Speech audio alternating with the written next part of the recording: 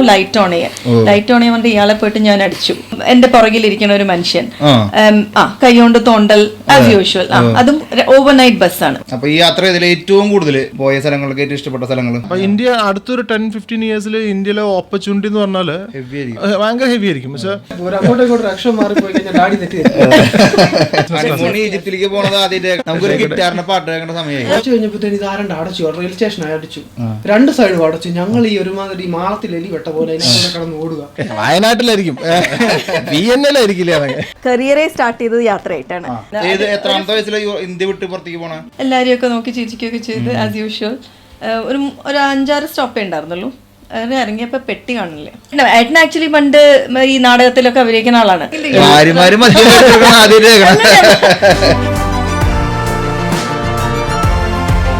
അപ്പോ പോഡ്കാസ്റ്റുടെ പുതിയൊരു പ്രോഗ്രാം, രണ്ടാമത്തെ സീസൺ നമ്മൾ തുടങ്ങണം. ഇങ്ങ് UK മാത്രം അല്ലേ? അപ്പോ നമ്മുടെ കൂടെയുള്ള വിശിഷ്ട അതിഥികളായിട്ട് പറയണോ അത് എങ്ങനെ പറയണ്ട?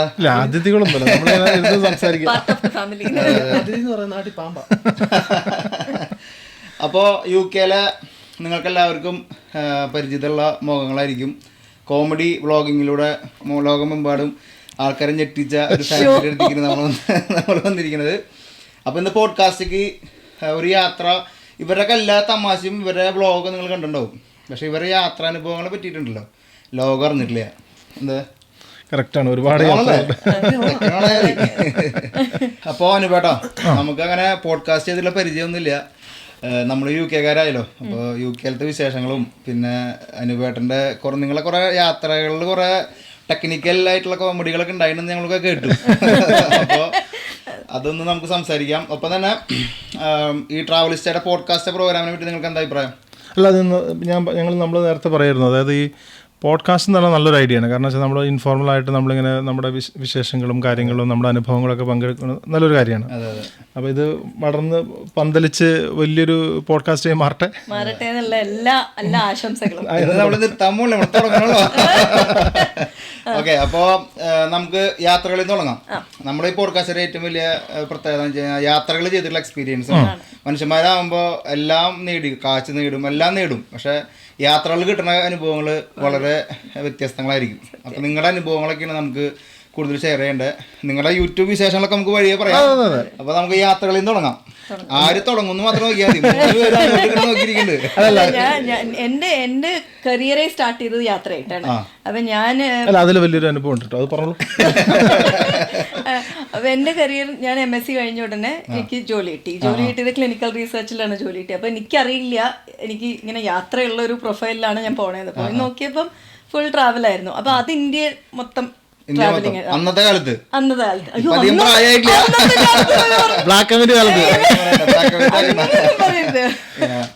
വർഷങ്ങൾക്ക് മുന്നിൽ അപ്പൊ അന്ന് ട്രാവൽ ചെയ്യാൻ തുടങ്ങി. അപ്പൊ ആദ്യമായിട്ട് ഞാൻ പോയത് എനിക്ക് തോന്നുന്നു ഗോവയിലേക്കാണ് പോയത്.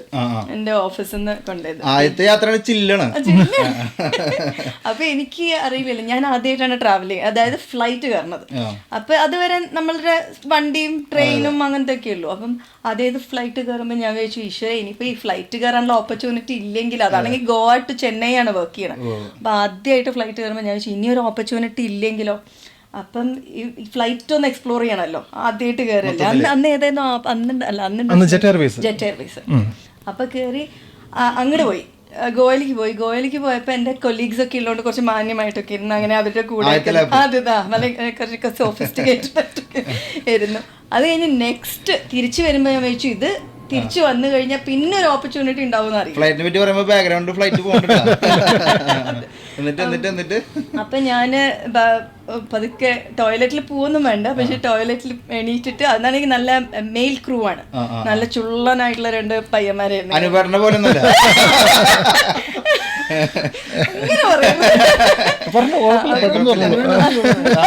അതവിടെ പോയിട്ട് അത് എനിക്ക് അറിയില്ല ടോയ്ലറ്റ് എവിടെ ഉള്ളതെന്ന്. അപ്പൊ ഞാൻ അവരുടെ അടുത്ത് ചോദിച്ചു, ടോയ്ലറ്റ് എവിടെയാണോ ചോദിച്ചു, can you just guide me to the laboratory. അപ്പം അയാൾ എന്നെ ഇങ്ങനെ നോക്കിയിട്ട് പറഞ്ഞു, ma'am there is no laboratory in this flight എന്ന്. ഇങ്ങനെ പറഞ്ഞു. ആക്ച്വലി അയാൾ ജോക്ക് അടിക്കുകയായിരുന്നു എൻ്റെ അടുത്ത്. He was pulling my legs actually. അപ്പൊ ഞാൻ സത്യം പറഞ്ഞ് വിശ്വസിച്ച് തിരിച്ചു നടന്നു.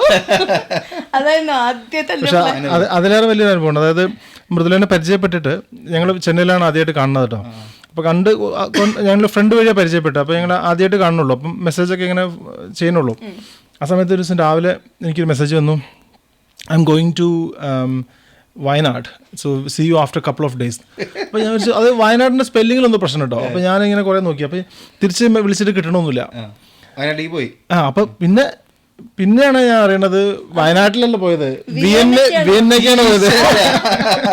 അപ്പൊ നമ്മളെന്ന് വെച്ചാൽ നമ്മള് എന്താ പറയാ അണ്ടർ എസ്റ്റിമേറ്റ് ചെയ്യല്ലേ, നമ്മളറിയാം വയനാട്ടിലായിരിക്കും, വിയന്നയിലായിരിക്കില്ലേ. അന്ന് തുടങ്ങിയ യാത്രയാണ്. ഒരുപാട് കൺട്രീസ് കവർ ചെയ്യുന്നത്. എത്രാമത്തെ വയസ്സിൽ ഇന്ത്യ വിട്ട് പുറത്തേക്ക് പോണ? 23 വയസ്സിൽ. അപ്പം ആദ്യം ഇന്റേണലി ആയിരുന്നു, പിന്നെ വിയനയിൽ വന്നു. അതിനു മുന്നേ സിംഗപ്പൂർ, മലേഷ്യ, തായ്ലൻഡ് ആ ഏരിയ കവർ ചെയ്തു. ഈ ബാച്ചിലേഴ്സ് അടിച്ചു പൊളിക്കുന്ന സ്ഥലങ്ങളൊക്കെ ആദ്യം പക്ഷെ അടിച്ചു പൊളിക്കാൻ ഞാൻ വളരെ പാവായിരുന്നു. അപ്പൊ ഇങ്ങനെ പോവാ, പണിയെടുക്കാൻ വരുവാ.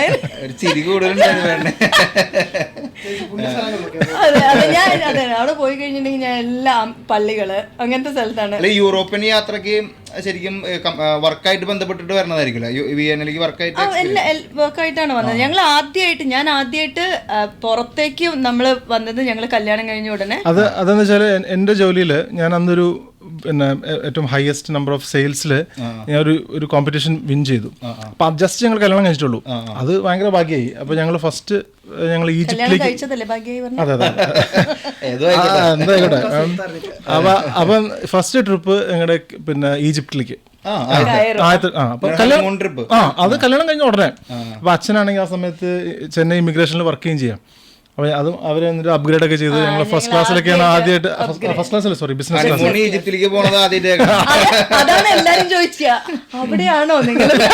അത് മാത്രമല്ല ഈജിപ്തിന് അലക്സാണ്ടർ എന്നൊക്കെ പറഞ്ഞ ബീച്ച് സൈഡ് ഉണ്ട്. അതൊന്നുമല്ല, ഇത് കെയറോയില്, മറ്റേ കൈറോയില് നമ്മുടെ ഇതിന്റെ ഉള്ളിൽ പിരമിഡ്സിന്റെ. പക്ഷെ നല്ലൊരു എക്സ്പീരിയൻസ്. അതിന്റെ ഫസ്റ്റ് ഫ്ലൈറ്റും അതന്നെയായിരുന്നു എന്റെ അതന്നെയായിരുന്നു.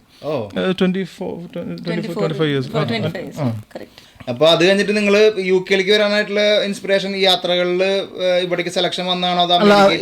അവിചാരിതമായിട്ടാണ്. അപ്പൊ എനിക്കൊരു കല്യാണം കഴിഞ്ഞ് കുറച്ച് കഴിഞ്ഞപ്പോൾ എനിക്കിങ്ങനെ ഒരു ഓപ്പർച്യൂണിറ്റി വന്നു. പിന്നെ ബോംബെയിലൊരു ടെക് മഹീന്ദ്ര എന്ന് പറഞ്ഞ കമ്പനിയിൽ.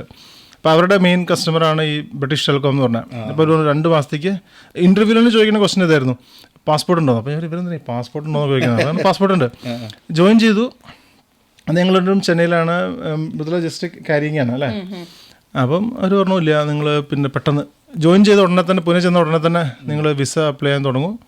അപ്പോൾ 2 മാസത്തേക്ക് വന്നു യു കെയിൽ. അപ്പം നമ്മൾ ഭയങ്കര എക്സൈറ്റ്മെന്റ്. നമ്മളന്ന് ഓർക്കിട്ടൊക്കെയുള്ള കാലമായ എല്ലാവർക്കും മനസ്സിലാക്കി I am going to U K. അതും ഭയങ്കര ലക്കിയാണ്. അതും മൃദുല ഇങ്ങനെ എന്താ പറയുക, ഡൊമസ്റ്റിക്കിൽ ഒരുപാട് ട്രാവൽ ചെയ്യുന്നതുകൊണ്ട് ജെറ്റ് എയർവേസിൽ ഒരുപാട് പോയിന്റ്സ് ഉണ്ടായിരുന്നു. അപ്പൊ ആ പോയിന്റ്സ് ഒക്കെ വെച്ചിട്ട് എന്നെ അപ്ഗ്രേഡ് ചെയ്തിട്ട്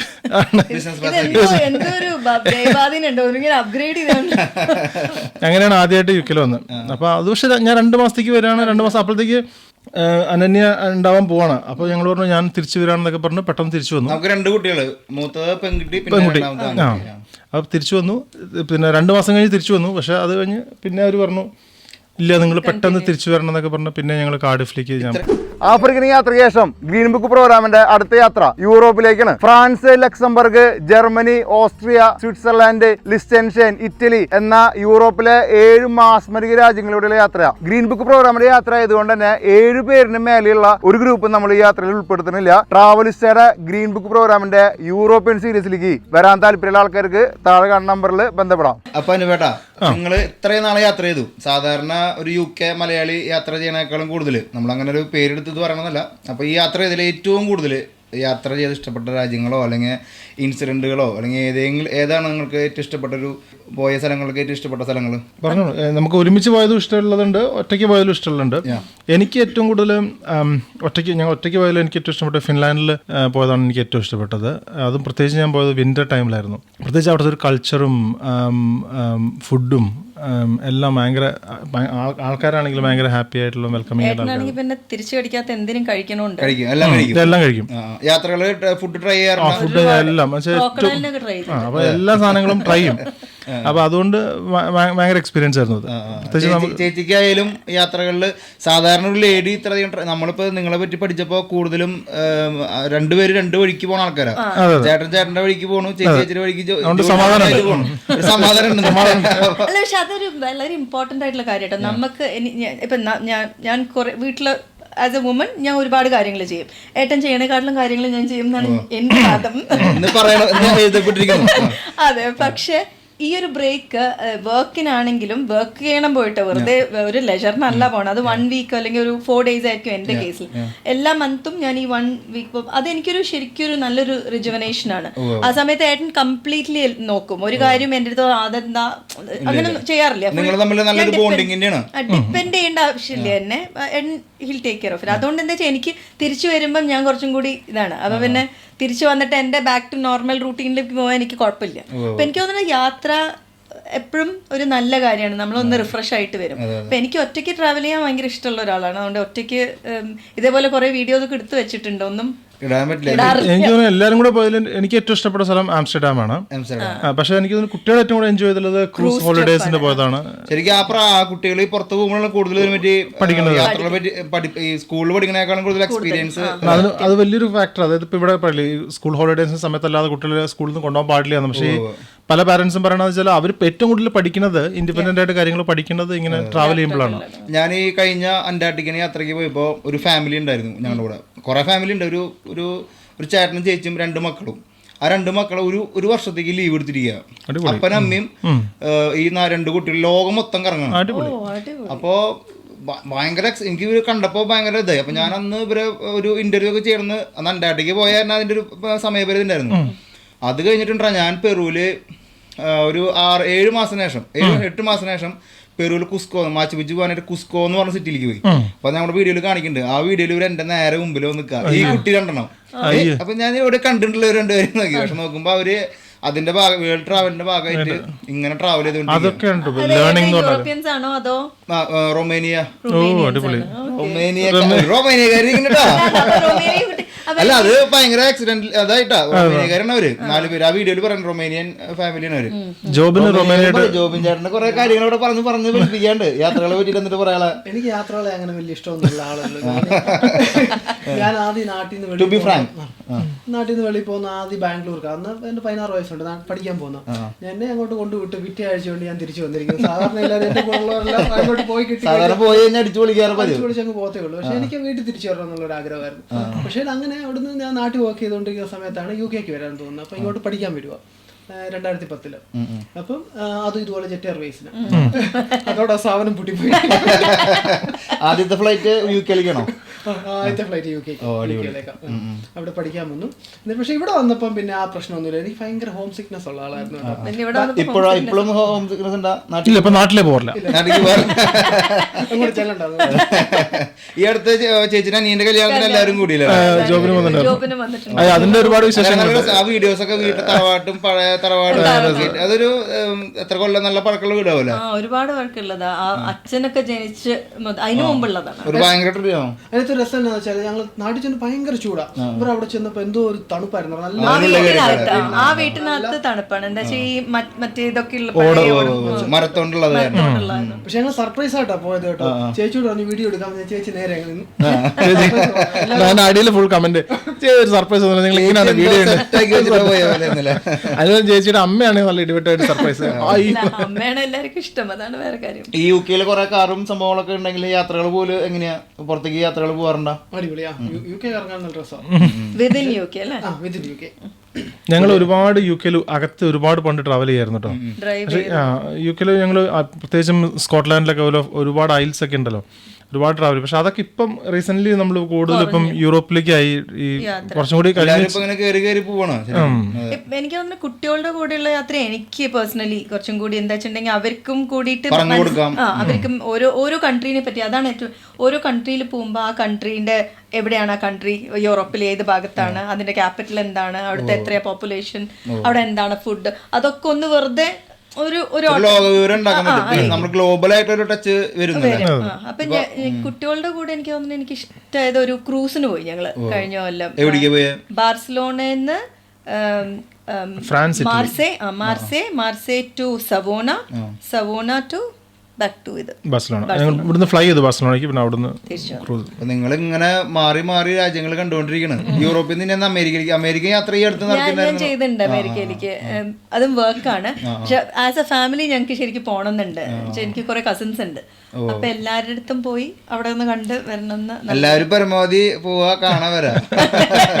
ഈ ബാഴ്സലോണ ട്രിപ്പ് അടിപൊളിയാ. കഴിഞ്ഞ ഡിസംബറിൽ ഞാനും എന്റെ ഫ്രണ്ടും കൂടെ ബാഴ്സലോണക്ക് ഞാനും എന്റെ ഫ്രണ്ട് ആവുമ്പോ നമുക്ക് മാറ്റങ്ങളായി. പഞ്ചാബിയില് അത് നീ പറയണ്ട, പ്രത്യേകിച്ച് പറയേണ്ട കാര്യമില്ല, ഞങ്ങൾക്ക് എല്ലാം മനസ്സിലായി. അങ്ങനെ പ്രത്യേകിച്ച് ബാധിക്കുന്നോണ്ട് വല്ലതും അതിന് തോന്നുന്നുണ്ടോ? പഞ്ചാബി ആയതുകൊണ്ട് അറിയില്ല. ചെറുപ്പക്കാരനായിട്ട് ആൾക്കാരെ തെറ്റിയിരിക്കും. ഞാനും ജോബിനും വേറെ ഫ്രണ്ട് എല്ലാരും കൂടി ഇപ്പം നമ്മുടെ ഷംജിത് ഭായി ഒക്കെ പറയേണ്ടത് നമുക്കൊരു റോഡ് ട്രിപ്പ് ചെയ്യണമെന്ന ഒരു ആഗ്രഹമുണ്ട് ഞങ്ങൾക്ക്. വരുന്ന ആഴ്ച ഞങ്ങള് മൊറോക്കോ പോകാനിരുന്ന, പക്ഷേ ഞങ്ങൾ മാറ്റി വെച്ചത്. അടിപൊളി. അതൊന്ന് അതുകൊണ്ട് എന്നിട്ട് ഞാൻ ഈ കഥയിലേക്ക് വരാം. ബാഴ്സലോണ പോയിട്ട് അടിപൊളി ട്രിപ്പായിരുന്നു. കാരണം ഇവിടുന്ന് ഞങ്ങളൊരു ഡിസംബറിലാണ് പോയത്. ആ സമയത്ത് ഇവിടെ ഭയങ്കര തണുപ്പ്, നമുക്കൊരു ഡിപ്രസിംഗ് ഉള്ള സമയത്ത്. അവിടെ ചെന്നപ്പോഴത്തേക്കും നല്ല വെയിലും നല്ല നീറ്റാണ്. സിറ്റിക്കുള്ളിൽ കറങ്ങാൻ നമുക്ക് വേറെ വണ്ടി വേണ്ട. ട്രാവൽ കാർഡ് എടുത്തു കഴിഞ്ഞാൽ പിന്നെ കുറച്ച് ദിവസത്തേക്ക് ഫ്രീ ട്രാവൽ ആയിരുന്നു. അത് കഴിഞ്ഞിട്ട് അന്ന് രാത്രി ഞങ്ങൾ വരുന്നതിന്റെ തലേ ദിവസം ഞങ്ങൾ രണ്ടും കൂടെ കറങ്ങാനായിരുന്നു. നമുക്ക് ആ വരുന്നതിന്റെ ദിവസം ഒരു ഇതുണ്ടല്ലോ, നമുക്ക് ലാസ്റ്റ് ഡേ അടിച്ചു ഞങ്ങൾ അവിടെ പോയിട്ടുള്ള ബാറിലെല്ലാം കയറി അങ്ങോട്ട് അവസാനം പിന്നെ ഫുഡ് കഴിക്കണം എന്ന് പറഞ്ഞു. ഫുഡ് കഴിക്കാൻ കയറി. കിരണ ഫുഡ് കഴിക്കണം.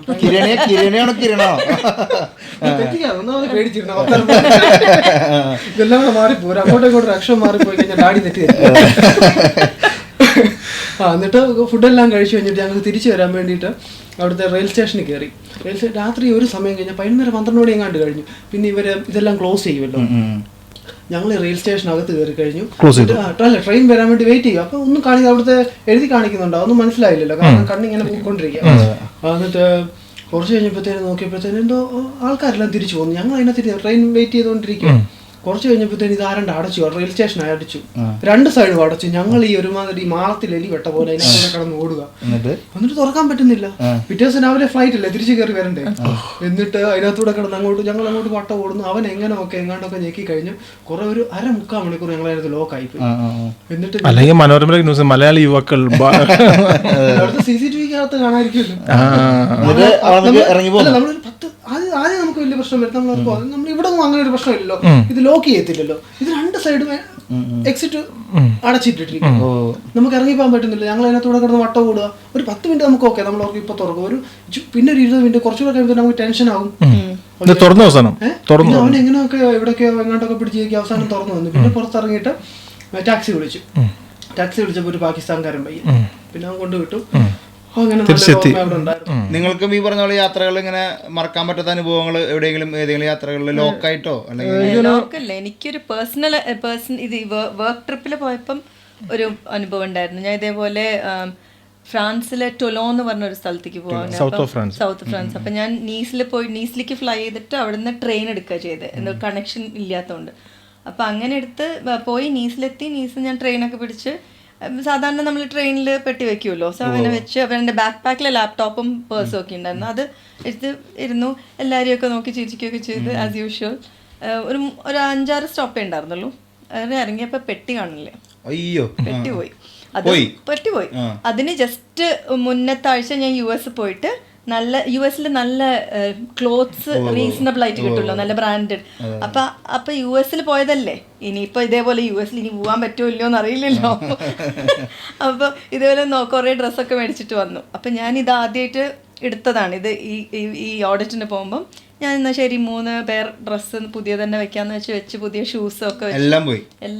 ശരിക്കും ഇപ്പൊ ഈ ചേട്ടൻ പറഞ്ഞ കഥയില് ഞാനൊരു സാധനം കൂട്ടി ചേർക്കാം. നമ്മുടെ ഒരു കൂട്ടുകാരൻ ഇതേപോലെ ആംസ്റ്റർഡാമിലേക്ക് പോയി. ഇറ്റലിയിലെ നമ്മുടെ വീഡിയോയിലൊക്കെ വന്നിട്ടുണ്ട്. അവര് ടീമായിട്ട് പോയി. ഇതേപോലെ ലാസ്റ്റ് ഡേയാ, പിറ്റേ ദിവസം ഫ്ലൈറ്റാ. അപ്പൊ രാത്രി അടിച്ചുപൊളിയാണ്, ഫുൾ അടിച്ചുപൊളി. നേരത്ത് അവിടുത്തെ കളവ് എങ്ങനെയാന്ന് വെച്ച് കഴിഞ്ഞാൽ നമ്മള് ഇങ്ങനെ പുറത്തിറങ്ങി നിൽക്കുന്ന സമയത്ത് നമ്മുടെ 2 കാലിന്റെ ഇടയിൽ വന്നിട്ട് ഒരു തട്ട് കിട്ടും. ആ തട്ടണല് നമ്മുടെ ഫോൺ അലക്കും. നമ്മള് ഡിസ്ട്രാക്റ്റഡ് ആവും. ഒരു മൊമെന്റിൽ നമ്മള് ഇങ്ങനെ അവര് നമ്മൾ ഈ ബാറിൽ നിന്ന് പുറത്തേക്ക് ഇറങ്ങുമ്പോൾ അവർ പാട്ട് വയ്ക്കും. പാട്ട് വെച്ച് രണ്ടുപേർ ഡാൻസ് കളിക്കും. അപ്പോൾ ഓ എന്നൊക്കെ പറഞ്ഞ് ഡാൻസ് കളിക്കുന്ന സമയത്ത് വേറെ ആൾ വന്നിട്ട് ഒരാളുടെ ഒരു സ്കെച്ച് ചെയ്യും. ഇവരെന്തൊരു സംഭവം നടക്കണം, അവരുടെ കയ്യിൽ എന്താ ഉള്ളത് സ്കെച്ച് ചെയ്യും. അത് കഴിഞ്ഞിട്ട് രണ്ട് കാലിന്റെ ഇടയിൽ വന്നിട്ട് ഇങ്ങനെ ഒരു അടിക്കും. വന്നിട്ട് അടിക്കുമ്പോൾ നമ്മൾ ഈ 5-ാം പാതിരത്തെ കഥ പറഞ്ഞ പോലെ ഒരു 5 സെക്കൻഡ് നമ്മൾ ഫ്രെയിമിലില്ല, ഇത് എന്തുണ്ടായി എവിടെയെന്ന് നോക്കി. പ്രത്യേകിച്ച് അടിച്ചിട്ടുണ്ട്. അങ്ങനെ അവരുടെ ഫോൺ അടിച്ചുകൊണ്ട് പോയി. അങ്ങനെ പോലീസുകാര് എടുത്ത് പോവാനൊക്കെ ആയിട്ട് പോയി. അപ്പൊ അപ്പോഴേക്കും ഇവർക്ക് ഡേഞ്ചർ ആയി തുടങ്ങി. ഇവര് അവിടെ ഈ ടീമിന്റെ പുറത്തേക്ക് ഇറങ്ങണല്ലോ. അങ്ങനെ അവര് ഓടിപ്പോയി. അവിടെ നിന്ന് ഓടിപ്പോയിട്ട് ഒരു പോലീസുകാരനെ കണ്ടുപിടിച്ചു. പോലീസുകാർ ഒരു വണ്ടീനെ കൈ കാണിച്ചു. എന്നിട്ടും സാധനം കിട്ടിയില്ല. എന്നിട്ട് അവര് എഴുതി ഒപ്പിട്ട് പോകുന്നു. പക്ഷെ അങ്ങനെയുള്ള മോഷണങ്ങളെ കുറെ നമ്മളൊന്നും ചെയ്യുന്നില്ല. പക്ഷെ നമ്മളെ മെന്റലി ഒരു ചെറിയൊരു, പ്രത്യേകിച്ചും ഈ പാരീസ് ഈവൻ ലണ്ടൻ ലണ്ടനിൽ എനിക്ക് വേറെ എക്സ്പീരിയൻസ് ഉണ്ട്. ഞങ്ങൾ ഒരു പ്രാവശ്യം വന്ന സമയത്ത് ഞങ്ങൾ ഫ്രണ്ട്സ് എല്ലാം കൂടെ ഐലോവേറ്റിൽ ഒരു കോട്ടേജ് ബുക്ക് ചെയ്തിട്ട് ഞങ്ങൾ ഇവിടുന്ന് പോവാം. ഞങ്ങൾ ഇവിടുന്ന് പാക്ക് ചെയ്ത് എല്ലാവരും കൂടെ ഇറങ്ങി. അപ്പോൾ എൻ്റെ ഒരു ബാഗിനകത്ത് ഒരു കീ ഒക്കെ നേരത്തെ കോട്ടേജിൻ്റെ കീ ഒക്കെ നമുക്ക് നേരത്തെ ഇങ്ങനെ പോസ്റ്റിൽ അയച്ചു തരും. നമ്മൾ എന്നിട്ട് അതും കൊണ്ട് അങ്ങ് പോവാം. വേറെ ഡയറക്റ്റ് കോൺടാക്ട് ഒന്നും ഇല്ല. അങ്ങനെ പോയി എന്നിട്ട് നമ്മൾ ഇവിടെ ഈലിംഗ് ബ്രോഡ്വേ ഇവിടുന്ന് ട്രെയിൻ എടുത്തു. എന്നിട്ട് ഈലിംഗ് ബ്രോഡ്വേ ചെന്നിട്ട് വേറെ ട്രെയിൻ മാറി. അപ്പോൾ ഞാൻ എന്താ കുറെ ബാഗ് ഉണ്ടല്ലോ, ഒരു ബാഗ് ആ ട്രെയിനിൽ മാത്രം വെച്ചിട്ട് ഞാൻ അങ്ങ് ഇറങ്ങിക്കഴിഞ്ഞപ്പോൾ പിന്നെ ഇറങ്ങിക്കഴിഞ്ഞ് നമുക്ക് അന്നേരം ഓർക്കുന്നില്ല നമ്മൾ ബാഗ് ഒന്നും കണ്ടില്ല. പിന്നെ എന്തോ ഒരു നമുക്കൊരു വെയിറ്റ് കുറവ്, എന്തോ ഒരു മിസ്സിംഗ് ഉണ്ട്. നോക്കിയപ്പോൾ ഓർത്തെ സാധനമില്ല. ട്രെയിൻ വിട്ടുപോയി. ഈ ട്രെയിൻ വിട്ടുപോയിട്ട് നമുക്ക് എന്താ ചെയ്യാൻ പറ്റും? കീ ഇരിക്കുക, അങ്ങോട്ട് പോയിട്ട് ഒരു കാര്യമില്ല. എല്ലാം ബുക്ക് ചെയ്ത ഫെറി അടക്കം ബുക്ക് ചെയ്ത് വെച്ചിരിക്കുക. എന്നിട്ട് പക്ഷെ അതിനകത്തൊരു ലക്കൗട്ടായിരുന്നു. ആ ട്രെയിൻ പാഡിങ്ടണിൽ തീരുന്നതായിരുന്നു. അപ്പോൾ ഇവിടുന്ന് നമ്മൾ വിളിച്ചു പറഞ്ഞു. പാഡിങ്ടണിൽ കോൺടാക്ട് ചെയ്തപ്പം പിന്നെ അവിടെയുള്ള സ്റ്റാഫ് നമുക്ക് വേണ്ടി എടുത്തു വെക്കും. എന്നിട്ട് നമ്മൾ അവിടെ ചെന്നിട്ട് കുറച്ച് ടെൻഷൻ, ആ സമയത്ത് ഉണ്ടാകുന്ന ടെൻഷൻ കീ എല്ലാം പോയിരിക്കുക. പക്ഷെ അതൊരു ഇവിടെ വേറൊരു സ്ഥലത്തായിരുന്നു ചിലപ്പോൾ ബാഗ് കിട്ടത്തില്ല. പിന്നെ വേറൊരു കാര്യമുണ്ട്, ഒന്ന് സേഫ്റ്റിയുടെ കാര്യങ്ങളുണ്ട്. ഒരു വെറുതെ ഇരിക്കുന്ന ഒരു ബാഗ് ചിലപ്പോൾ അങ്ങനെ പോകത്തില്ല, പോകാമായിരുന്നു. പേടിച്ചിട്ട് UK വന്നിട്ട് ഇങ്ങനത്തെ അനുഭവങ്ങൾ നമുക്ക് ഇപ്പൊ ഞാനിപ്പോ ഇതിൻ്റെ ഉള്ളൊരു ഈ പോഡ്കാസ്റ്റിലുടനീളം നമ്മൾ ഈ ഫ്യൂച്ചർ ഓഫ് കേരള എന്ന് പറഞ്ഞിട്ടുള്ളൊരു ചെറിയ ഒരു പോർഷൻ നമ്മൾ ആഡ് ചെയ്യുന്നുണ്ട്. അപ്പൊ നമ്മള് നിങ്ങൾക്ക് നിങ്ങളുടെ ഇഷ്ടത്തിന് ഒരു 10 കൊല്ലം കഴിയുമ്പോൾ കേരളം ഇങ്ങനെയായി തീരണം എന്നൊരു തോന്നൽ ഏതെങ്കിലും മേഖലയിൽ, ഇപ്പോൾ UK നിങ്ങൾ ഇത്രയും നാളത്തെ എക്സ്പീരിയൻസ്, ഇപ്പോൾ നമ്മൾ യാത്രകൾ അതാണ് നമ്മൾ ഈ പോഡ്കാസ്റ്റിലൊക്കെ നമ്മൾ ഉൾപ്പെടുത്തണമെന്ന് വെച്ചാൽ നമുക്ക് നമ്മുടെ കേരളത്തിനെ ഇതുപോലത്തെ ഒരു രാജ്യമാക്കണം, അല്ലെങ്കിൽ ഇതിനേക്കാളും നല്ലൊരു രാജ്യമാക്കണം എന്നാണല്ലോ താല്പര്യം. അപ്പോൾ നിങ്ങൾക്ക് അങ്ങനത്തെ എന്തെങ്കിലും തോട്ടുകൾ ഇങ്ങനെയുള്ള സാധനം നാട്ടിൽ വന്നിരുന്നെങ്കിൽ, ഇപ്പോൾ ചേച്ചിയുടെ കാര്യത്തിൽ ഇപ്പോൾ ലേഡീസിൻ്റെ സേഫ്റ്റി ആയാലും അല്ലെങ്കിൽ അങ്ങനെ തോന്നൽ അനുഭവം എങ്ങനെയാണ് തോന്നണം? എനിക്ക് തോന്നുന്നു കേരളം എത്രയോ സേഫ് ആണ്, ഈ എസ്പെഷ്യലി ഈ മേജർ സിറ്റീസ് ലൈക്ക് ലണ്ടനോ അല്ലെങ്കിൽ പാരീസിനോ കമ്പയർ ചെയ്യുമ്പോൾ. പക്ഷെ എനിക്ക് തോന്നുന്നില്ല ഏറ്റവും വലിയൊരു ഫാക്ടർ ഈ ട്രാവൽ ചെയ്യുമ്പോൾ ടൈമാണ്. ഇപ്പം കേരളത്തിൽ ഈ പ്രാവശ്യം പോകുമ്പോൾ തന്നെ ഇപ്പോൾ വന്ദേ ഭാരതായി, ഫാസ്റ്റ് ആയിട്ടുള്ള ട്രാവൽസ് ഉണ്ട്. അതേപോലെ തന്നെ ഇപ്പം നമ്മുടെ ഹൈവേസ് ഒക്കെ ഭയങ്കരമായിട്ട് ഡെവലപ്പ് ആവുന്നുണ്ട്. അപ്പം അതാണ് എനിക്ക് തോന്നുന്നത് ഏറ്റവും വലിയ ഫാക്ടർ. ഇപ്പോൾ ഇവിടുന്ന് ഇപ്പോൾ നമ്മൾ ഒരു 200 മൈൽസ് പോകണമെങ്കിൽ തന്നെ നമ്മൾ വളരെ പെട്ടെന്ന് എത്തും. പിന്നെ അത് പക്ഷെ നമ്മൾ 2 മണിക്കൂർ കൊണ്ട് എത്തും. 6-7 മണിക്കൂർ വേണം. അത് മാത്രമല്ല അത് ഭയങ്കര റിസ്കിയാണ്, ഭയങ്കര സേഫ്റ്റി. ഇപ്പം തന്നെ എത്രയോ CCTV ഫുട്ടേജ് നമ്മൾ ഈ ഫേസ്ബുക്കിലൊക്കെ കാണാം ആക്സിഡൻസ് ഉണ്ടാവുന്നത്. ഇന്ന് രാവിലെയും കൂടി ഞാൻ കണ്ടു കോട്ടയത്തൊരു ബൈക്ക് ഇടിച്ചിട്ടൊരു പയ്യൻ മരിച്ചു പോകണതൊക്കെ. അപ്പം അതാണ് എനിക്ക് തോന്നുന്നത് അതിനൊരു മാറ്റം വരുത്തണം. കാരണം ഞാനൊക്കെ സ്കൂളിൽ പഠിക്കുന്ന കാലത്ത് എനിക്ക് ഓർമ്മയുണ്ട്, ഒരു മിനിസ്റ്റർ ഇങ്ങനെ കേരളത്തിൽ ഒരു എക്സ്പ്രസ് ഹൈവേ കൊണ്ടുവരണമെന്ന് പറഞ്ഞതിന് അഗെയിൻസ്റ്റായിട്ട് ഭയങ്കര എന്താ പറയുക പ്രൊട്ടസ്റ്റും കാര്യങ്ങളുമായിട്ട് കേരളത്തിൽ 2ആയി വിഭജിക്കും എന്നൊക്കെ പറഞ്ഞിട്ട്. അതാണ് ഈ 20 കൊല്ലം കഴിഞ്ഞിട്ടും 25 കൊല്ലം കഴിഞ്ഞിട്ടും ഇപ്പോഴും വരുന്നത്, മനസ്സിലായില്ല. അപ്പോൾ അത് അങ്ങനത്തെ ഒരു വിഷനും ഒരു 10 ഇയേഴ്സിൽ ഒരു ഈവൻ തോന്നുന്നു 5 ഇയേഴ്സിൽ അത് മാറ്റിപ്പോൾ ഏറ്റവും വലിയ മൃദുല തലശ്ശേരിയാണ്, ഞാൻ മലപ്പുറത്താണ്. എൻ്റെ ഏറ്റവും ഞങ്ങൾക്ക് പറ്റാത്ത കാര്യം എന്ന് വെച്ചാൽ അങ്ങോട്ട് ഇങ്ങോട്ടും ഷട്ടിൽ അടിക്കാന്നല്ല, ഇത്ര ദൂരമേ ഉള്ളൂ. അതൊരു 1.5 മണിക്കൂർ ഡ്രൈവ് ചെയ്യാനുള്ള ദൂരമുള്ളൂ. പക്ഷെ അത് സമയം ഒരു 4-5 മണിക്കൂർ എങ്ങനെയും പോയി കിട്ടും. ചേച്ചിക്ക് നാട്ടിലെ ഒരു പ്രശ്നം എന്ന് വെച്ചാൽ ഇവിടെയുള്ള ഗുണം വെച്ചാൽ ഒരു മോട്ടോർ വേയിൽ നമ്മൾ വണ്ടി ഓടിച്ചാൽ നമ്മൾ ഡിസിപ്ലിൻഡ് ആയിട്ടാണ് ഓടിക്കുന്നത്. നാട്ടിലെ ഉള്ള പ്രശ്നം ഒരു മോട്ടോർ വേ വന്നു, അതിൽ കൂടെ ഓവർടേക്കിംഗ് ഉണ്ടാകാം, ചിലപ്പോൾ ലെഫ്റ്റ് സൈഡിൽ കൂടെ ഓവർടേക്ക് ചെയ്യും. നമ്മുടെ ഡ്രൈവിംഗ് ഹാബിറ്റ് ഉണ്ടല്ലോ, അത് സമയം എടുക്കും. തുടക്കം മുതലേ സ്കൂൾ മുതലേ തുടങ്ങണം. ഇപ്പൊ ഗണേഷ് കുമാർ ഒത്തിരി ഒരുപാട് കാര്യങ്ങൾ ചേഞ്ച് ചെയ്യാൻ നോക്കുന്നുണ്ട്. അതുപോലൊരു ഡ്രൈവിംഗ് ഹാബിറ്റ് ഒക്കെ ഉണ്ടെങ്കിൽ നമുക്ക് ആർക്കും വണ്ടി എടുത്തോണ്ട് ഏത് സമയത്തും പോകുന്ന ഒരു സേഫ്.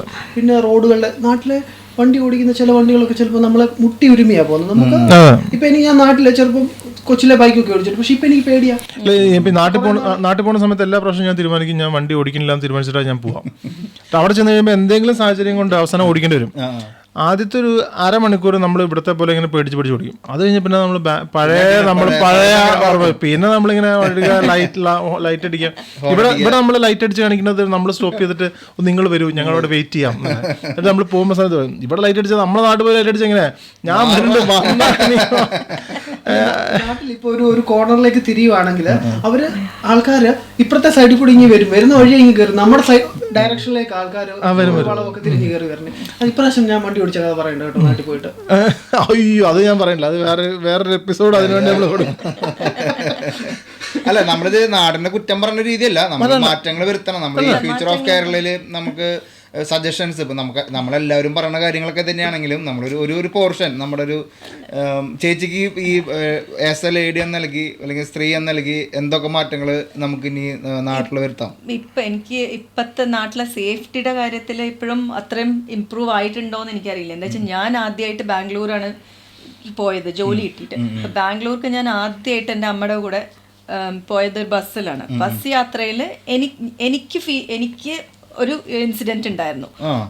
എന്റെ പുറകിലിരിക്കുന്ന ഒരു മനുഷ്യൻ കൈകൊണ്ട് തോണ്ടൽ ആസ് യൂഷ്വൽ, അതും ഓവർനൈറ്റ് ബസ്സാണ്. അപ്പൊ എന്റെ അന്നത്തെ ഇതുകൊണ്ട് ഇപ്പോഴും അതാണെങ്കിൽ ഞാൻ അങ്ങനെ റിയാക്ട് ചെയ്യുള്ളൂ. പക്ഷെ അന്ന് ഞാൻ എണീറ്റ് പോയി, അമ്മ നല്ല ഉറക്കായിരുന്നു, ഞാൻ എണീറ്റ് പോയി ഫ്രണ്ടിൽ ബസ്സിന്റെ കിളിയാണ് ഡ്രൈവർ അവിടെ മുമ്പിലിരിക്കുന്ന ആളുടെ അടുത്ത് പറഞ്ഞു ലൈറ്റ് ഓൺ ചെയ്യാൻ.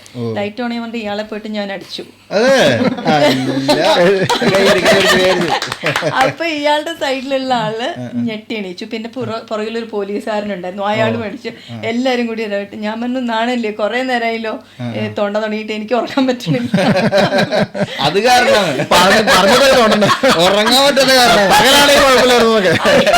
അതല്ല, കുറച്ച് മാന്യമായിട്ട് പെരുമാറും. അതും തൊട്ടതൊരു കുട്ടിയും അച്ഛനുമാണ് ഇരിക്കുന്നത്. അപ്പൊ ഇതൊക്കെ ഇതായപ്പം അതൊരു പെട്ടെന്നുള്ളൊരു നമ്മുടെ റിഫ്ലെക്സ് കൊണ്ട് ഞാൻ ചെയ്തതാണ്. അതിന്റെ ഇമ്പാക്ട് എന്താവെന്ന് ഞാനും അന്ന് ആലോചിച്ചില്ല. ബിക്കോസ് അന്ന് ഞാനും ജസ്റ്റ് കോളേജ് കഴിഞ്ഞിട്ട് ഒരു ആദ്യമായിട്ട് ജോലി ഇതാക്കാം. അപ്പൊ എനിക്ക് പേടിയായിരുന്നു കൊറേ കാലം. അതൊരു ട്രോമ ആയിട്ടുണ്ടായിരുന്നു എനിക്കിങ്ങനെ. എക്സാക്ട്ലി. അപ്പൊ അതും ഇപ്പോഴും ഒരുപാട് മാറ്റം ഉണ്ടെന്ന് എനിക്ക് തോന്നണില്ലേ. ഇപ്പോഴും ആൾക്കാർ അപ്പൊ അത് മാറണം എന്നാണ് എനിക്ക് തോന്നുന്നത്. അത് അവയർനെസ്, അത് ആണുങ്ങളായാലും പെണ്ണുങ്ങളായാലും ഞാൻ ഒരിക്കലും പറയില്ല ഇത് പെണ്ണുങ്ങൾ മാത്രം അനുഭവിക്കുന്ന ഒരു കാര്യമാണ്. ഇത് ഇപ്പൊ ജെൻഡർ ഡിസ്ക്രിമിനേഷൻ ഇല്ല, ആൺകുട്ടികൾക്കും പെൺകുട്ടികൾക്കും ഈക്വലി അബ്യൂസ് കാലാണ്. അതുകൊണ്ട് അതാണ് എനിക്ക് തോന്നുന്നത് ഇമ്പ്രൂവ് ആവേണ്ടത്. അതിപ്പോ ബസ്സിലാണെങ്കിലും ട്രെയിനിലാണെങ്കിലും എവിടെയാണെങ്കിലും അങ്ങനത്തെ ആ ഒരു നോട്ടം. അങ്ങനത്തെ ട്രെയിനിലും എനിക്കും എൻ്റെ ഫ്രണ്ട്സിനും ഇതേപോലത്തെ ഇതുണ്ടായിട്ടുണ്ട്. ഇതേപോലെ ഞങ്ങൾ റിയാക്റ്റും ചെയ്തിട്ടുണ്ട്. പക്ഷെ എല്ലാരും അങ്ങനെ റിയാക്ട് ചെയ്യില്ല. ഇപ്പത്തെ കാലത്തിൽ റിയാക്ഷൻ വന്നു തുടങ്ങി. ഇപ്പൊ ഫോണൊക്കെ വന്നപ്പോൾ വീഡിയോ എടുക്കലും പിടിക്കലൊക്കെ ആയിട്ടുള്ള വരുന്നുണ്ട്. പക്ഷെ ആ ഒരു സിസ്റ്റം മാറണില്ല. ഓരോ കാലഘട്ടം വരുമ്പോ ഫോൺ വരുന്നല്ലാണ്ട് ഈ ഒരു ആൾക്കാരുടെ ഞോണ്ടലിന്റെ വ്യത്യാസം വരുന്നില്ല. പക്ഷെ എനിക്ക് തോന്നുന്നു വേറൊരു ലേഡീസിനെ സംബന്ധിച്ചിടത്തോളം ഇമ്പ്രൂവ് ആവേണ്ട ഏറ്റവും വലിയ ഫാക്ടറാണ് ഈ ക്ലീൻ ടോയ്ലറ്റ്സ് എന്നുള്ളത്. അതാണ് എനിക്ക് തോന്നുന്നത്. പിന്നെ ഇപ്പൊ നമുക്കാണെങ്കിൽ ഒരിക്കലും ചെയ്യാൻ പാടില്ല, നമുക്ക് എവിടെയെങ്കിലും വണ്ടിയൊക്കെ നിർത്തിയിട്ട് എന്തെങ്കിലുമൊക്കെ ചെയ്യാം.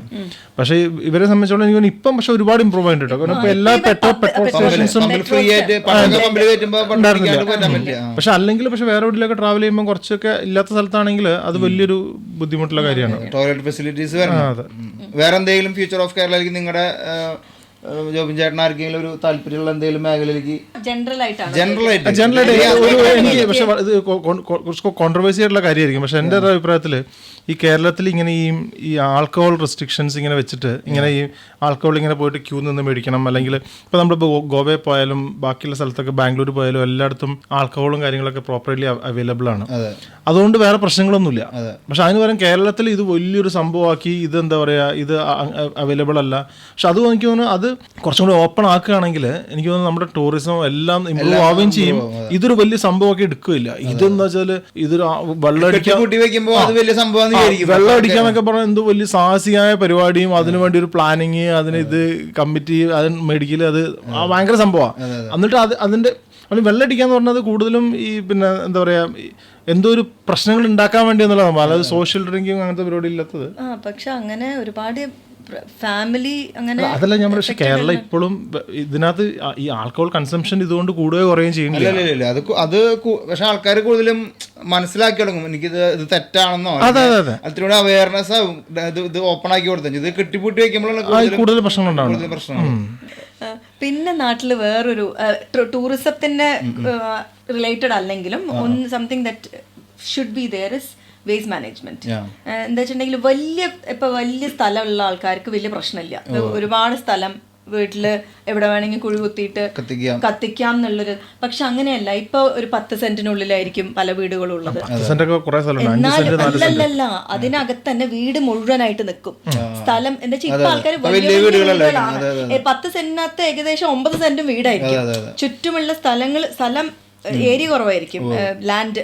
അപ്പം എന്താ വെച്ചിട്ടുണ്ടെങ്കിൽ മാനേജ്മെന്റ് ഭയങ്കര ബുദ്ധിമുട്ടായിട്ട്. ഇപ്പം ഈ ആൾക്കാർ വന്ന് കൊണ്ടുപോകണു എന്നൊക്കെ പറഞ്ഞാലും ആഴ്ചയിലൊന്നും കൊണ്ടുപോകില്ല. ഞാൻ നാട്ടിൽ പോയിട്ട് ഫീൽ ചെയ്ത് ഓരോ വീടുകളിൽ പോയിട്ട് കണ്ടിട്ടുള്ള ഇതാണ്. എല്ലാ ആഴ്ചയും വേസ്റ്റ് കൊണ്ടുപോയില്ല. കൊണ്ടുപോകാണെച്ചാലും അവർ പല ഇതായിട്ട് ഇതാക്കണം, സെക്ഷനായിട്ട് മാറ്റി വെക്കണം. അത് ഇമ്പോർട്ടൻ്റ് ആണ്.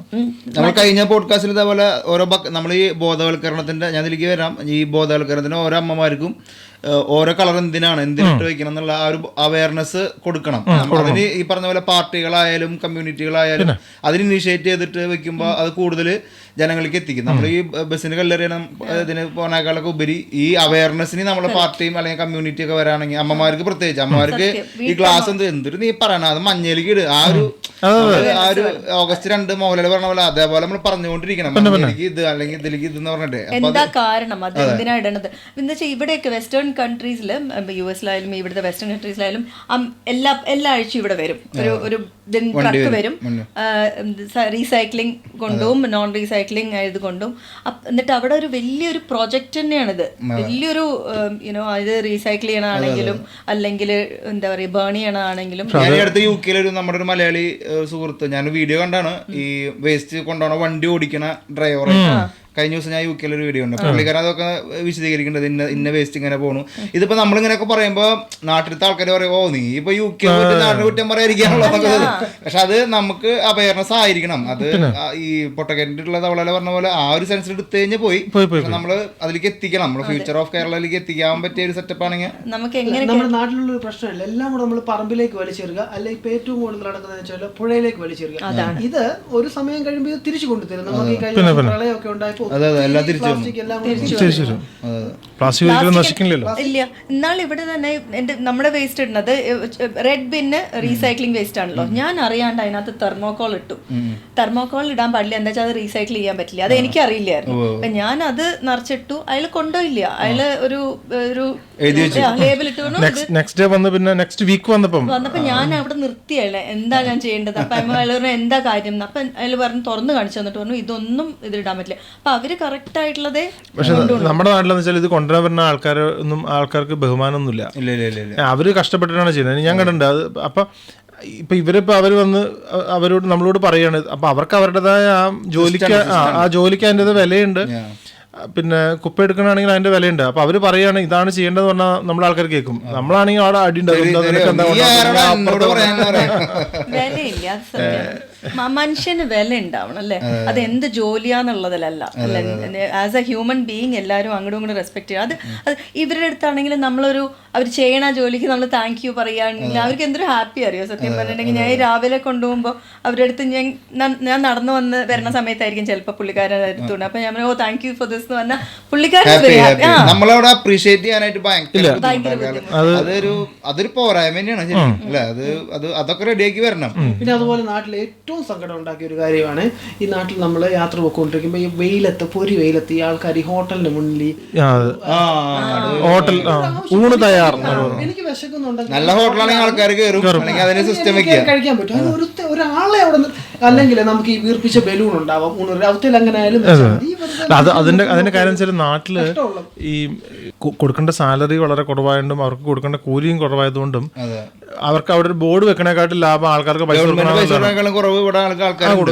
അതാണ് വെയിലത്ത് നിർത്തി. അതും നാട്ടിലെ വെയില നല്ല ചൂടല്ല, ചൂട് കൂടി വരുന്ന. പിന്നെ അതൊക്കെ ഭയങ്കര ഡേഞ്ചറസ് ആണ്. നമ്മൾ തിരിച്ച് നമ്മുടെ യാത്രകളിലേക്ക് വരുന്നു. അപ്പൊ നിങ്ങള് UK ഇപ്പം ഇത്രയും നാളെ താമസിച്ചു അല്ലെങ്കിൽ UK ഒരു വീടാക്കി മാറ്റി. അപ്പോൾ UK ഇപ്പം നമ്മൾ UK ഒരുപാട് മലയാളി സുഹൃത്തുക്കൾ അല്ലെങ്കിൽ ഒരുപാട് പ്രവാസികളുണ്ട്. അപ്പോൾ UK പറ്റിയിട്ട് എന്താ പറയാനുള്ളത്? അതിനൊരു UK എക്സ്പീരിയൻസ് അല്ലെങ്കിൽ UK കാര്യങ്ങളെ പറ്റിയിട്ട് ഇപ്പോഴത്തെ കാലത്ത് നടക്കുന്നത്? UK വന്ന് സെറ്റിലായത് വലിയൊരു നല്ലൊരു ഭാഗ്യമായിട്ടാണ് ഞങ്ങൾ വിചാരിക്കുന്നത്. കാരണം ഞങ്ങൾ ആദ്യം വരുമ്പോൾ ഞാൻ പറഞ്ഞില്ല, ഞാൻ 2 മാസത്തേക്ക് ഒരു പ്രൊജക്റ്റിന് വേണ്ടി വന്നതാണ്. അപ്പം അതിനുശേഷം ഞാൻ പറഞ്ഞു ഞാൻ തിരിച്ചു പോവാണ്, ഞങ്ങൾ പൂനെയിൽ പോയി സെറ്റിലാവാൻ വേണ്ടിയിട്ട് ഞങ്ങൾ വീടൊക്കെ എടുത്ത് സെറ്റിലാവാൻ വേണ്ടി റെഡി ആയിട്ടിരിക്കുകയായിരുന്നു. അപ്പം മൃദുല എന്ത് ചെയ്തെന്ന് വെച്ചാൽ, ഇല്ല നമുക്ക് അങ്ങനെ മാറി നിൽക്കാൻ പറ്റില്ല എന്ന് പറഞ്ഞിട്ട് മൃദുല ചെന്നൈയിലുള്ള ജോലി റിസൈൻ ചെയ്തിട്ട് പൂനെയിലേക്ക് വന്നു. ഇത് ഞങ്ങളവിടെ ഒരു വാടകയ്ക്ക് വീടൊക്കെ എടുത്ത് സെറ്റിലാവാൻ നിൽക്കായിരുന്നു. അപ്പോഴാണ് വീണ്ടും UK വിളി വരുന്നത്, വരണം അനൂപ് വന്നാലേ പറ്റുള്ളൂ എന്നൊക്കെ പറഞ്ഞ് വെറുതെ ആണ് വെച്ചാൽ അവർക്ക് ബില്ലിങ്ങിന് വേണ്ടിയിട്ട് ഒരാളെ വേണം, അത്രേ ഉള്ളൂ. അപ്പോൾ തിരിച്ചു വന്നു. അപ്പം മൃദുല പറഞ്ഞു ഇല്ല അങ്ങനെ ശരിയാവില്ല, നമ്മൾക്ക് പൂനെ വന്നിട്ട് ഇനി പൂനെ പോയി നിൽക്കാൻ പറ്റില്ലല്ലോ. അപ്പം എന്നാ പറഞ്ഞാൽ എന്തായാലും കുഴപ്പമില്ല, എന്നാൽ ഞങ്ങൾക്ക് ഒരു 5 കൊല്ലം നിൽക്കാന്ന് വെച്ചിട്ട് മൃദുലയും വന്നു. 5 കൊല്ലമായിരുന്നു ടാർഗറ്റ്. അപ്പോൾ വന്നു കഴിഞ്ഞപ്പോൾ 2 മാസം കൊണ്ട് എനിക്ക് ജോലി കിട്ടി. അപ്പം പിന്നെ എന്നാ വേണ്ട നമുക്കൊരു 5 കൊല്ലം ട്രൈ ചെയ്യാം.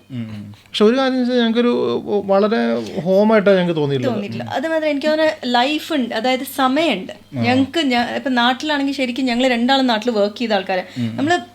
ഞങ്ങൾ രാവിലെ 8 മണിക്ക് പോയ രാത്രി 8 മണിക്കല്ല. എനിക്ക് ഓർമ്മയുണ്ട്, ഞാൻ ചെന്നൈയിൽ അണ്ണാനഗറിന്ന് ഡ്രൈവ് ചെയ്തിട്ട് പിന്നെ മൃദുലേനെ ഇവിടെ നമ്മുടെ നുങ്കമ്പക്കത്ത് ഡ്രോപ്പ് ചെയ്ത് പിന്നെ ഞാൻ സെനറ്റ് ഓഫ് റോഡിൽ പോയി അവിടുന്ന് വർക്ക് ചെയ്ത് പിന്നെ തിരിച്ച് വീട്ടിലെത്തുമ്പോഴത്തേക്ക് ഞങ്ങൾ രാത്രി ഒരു 10 മണിയാവും.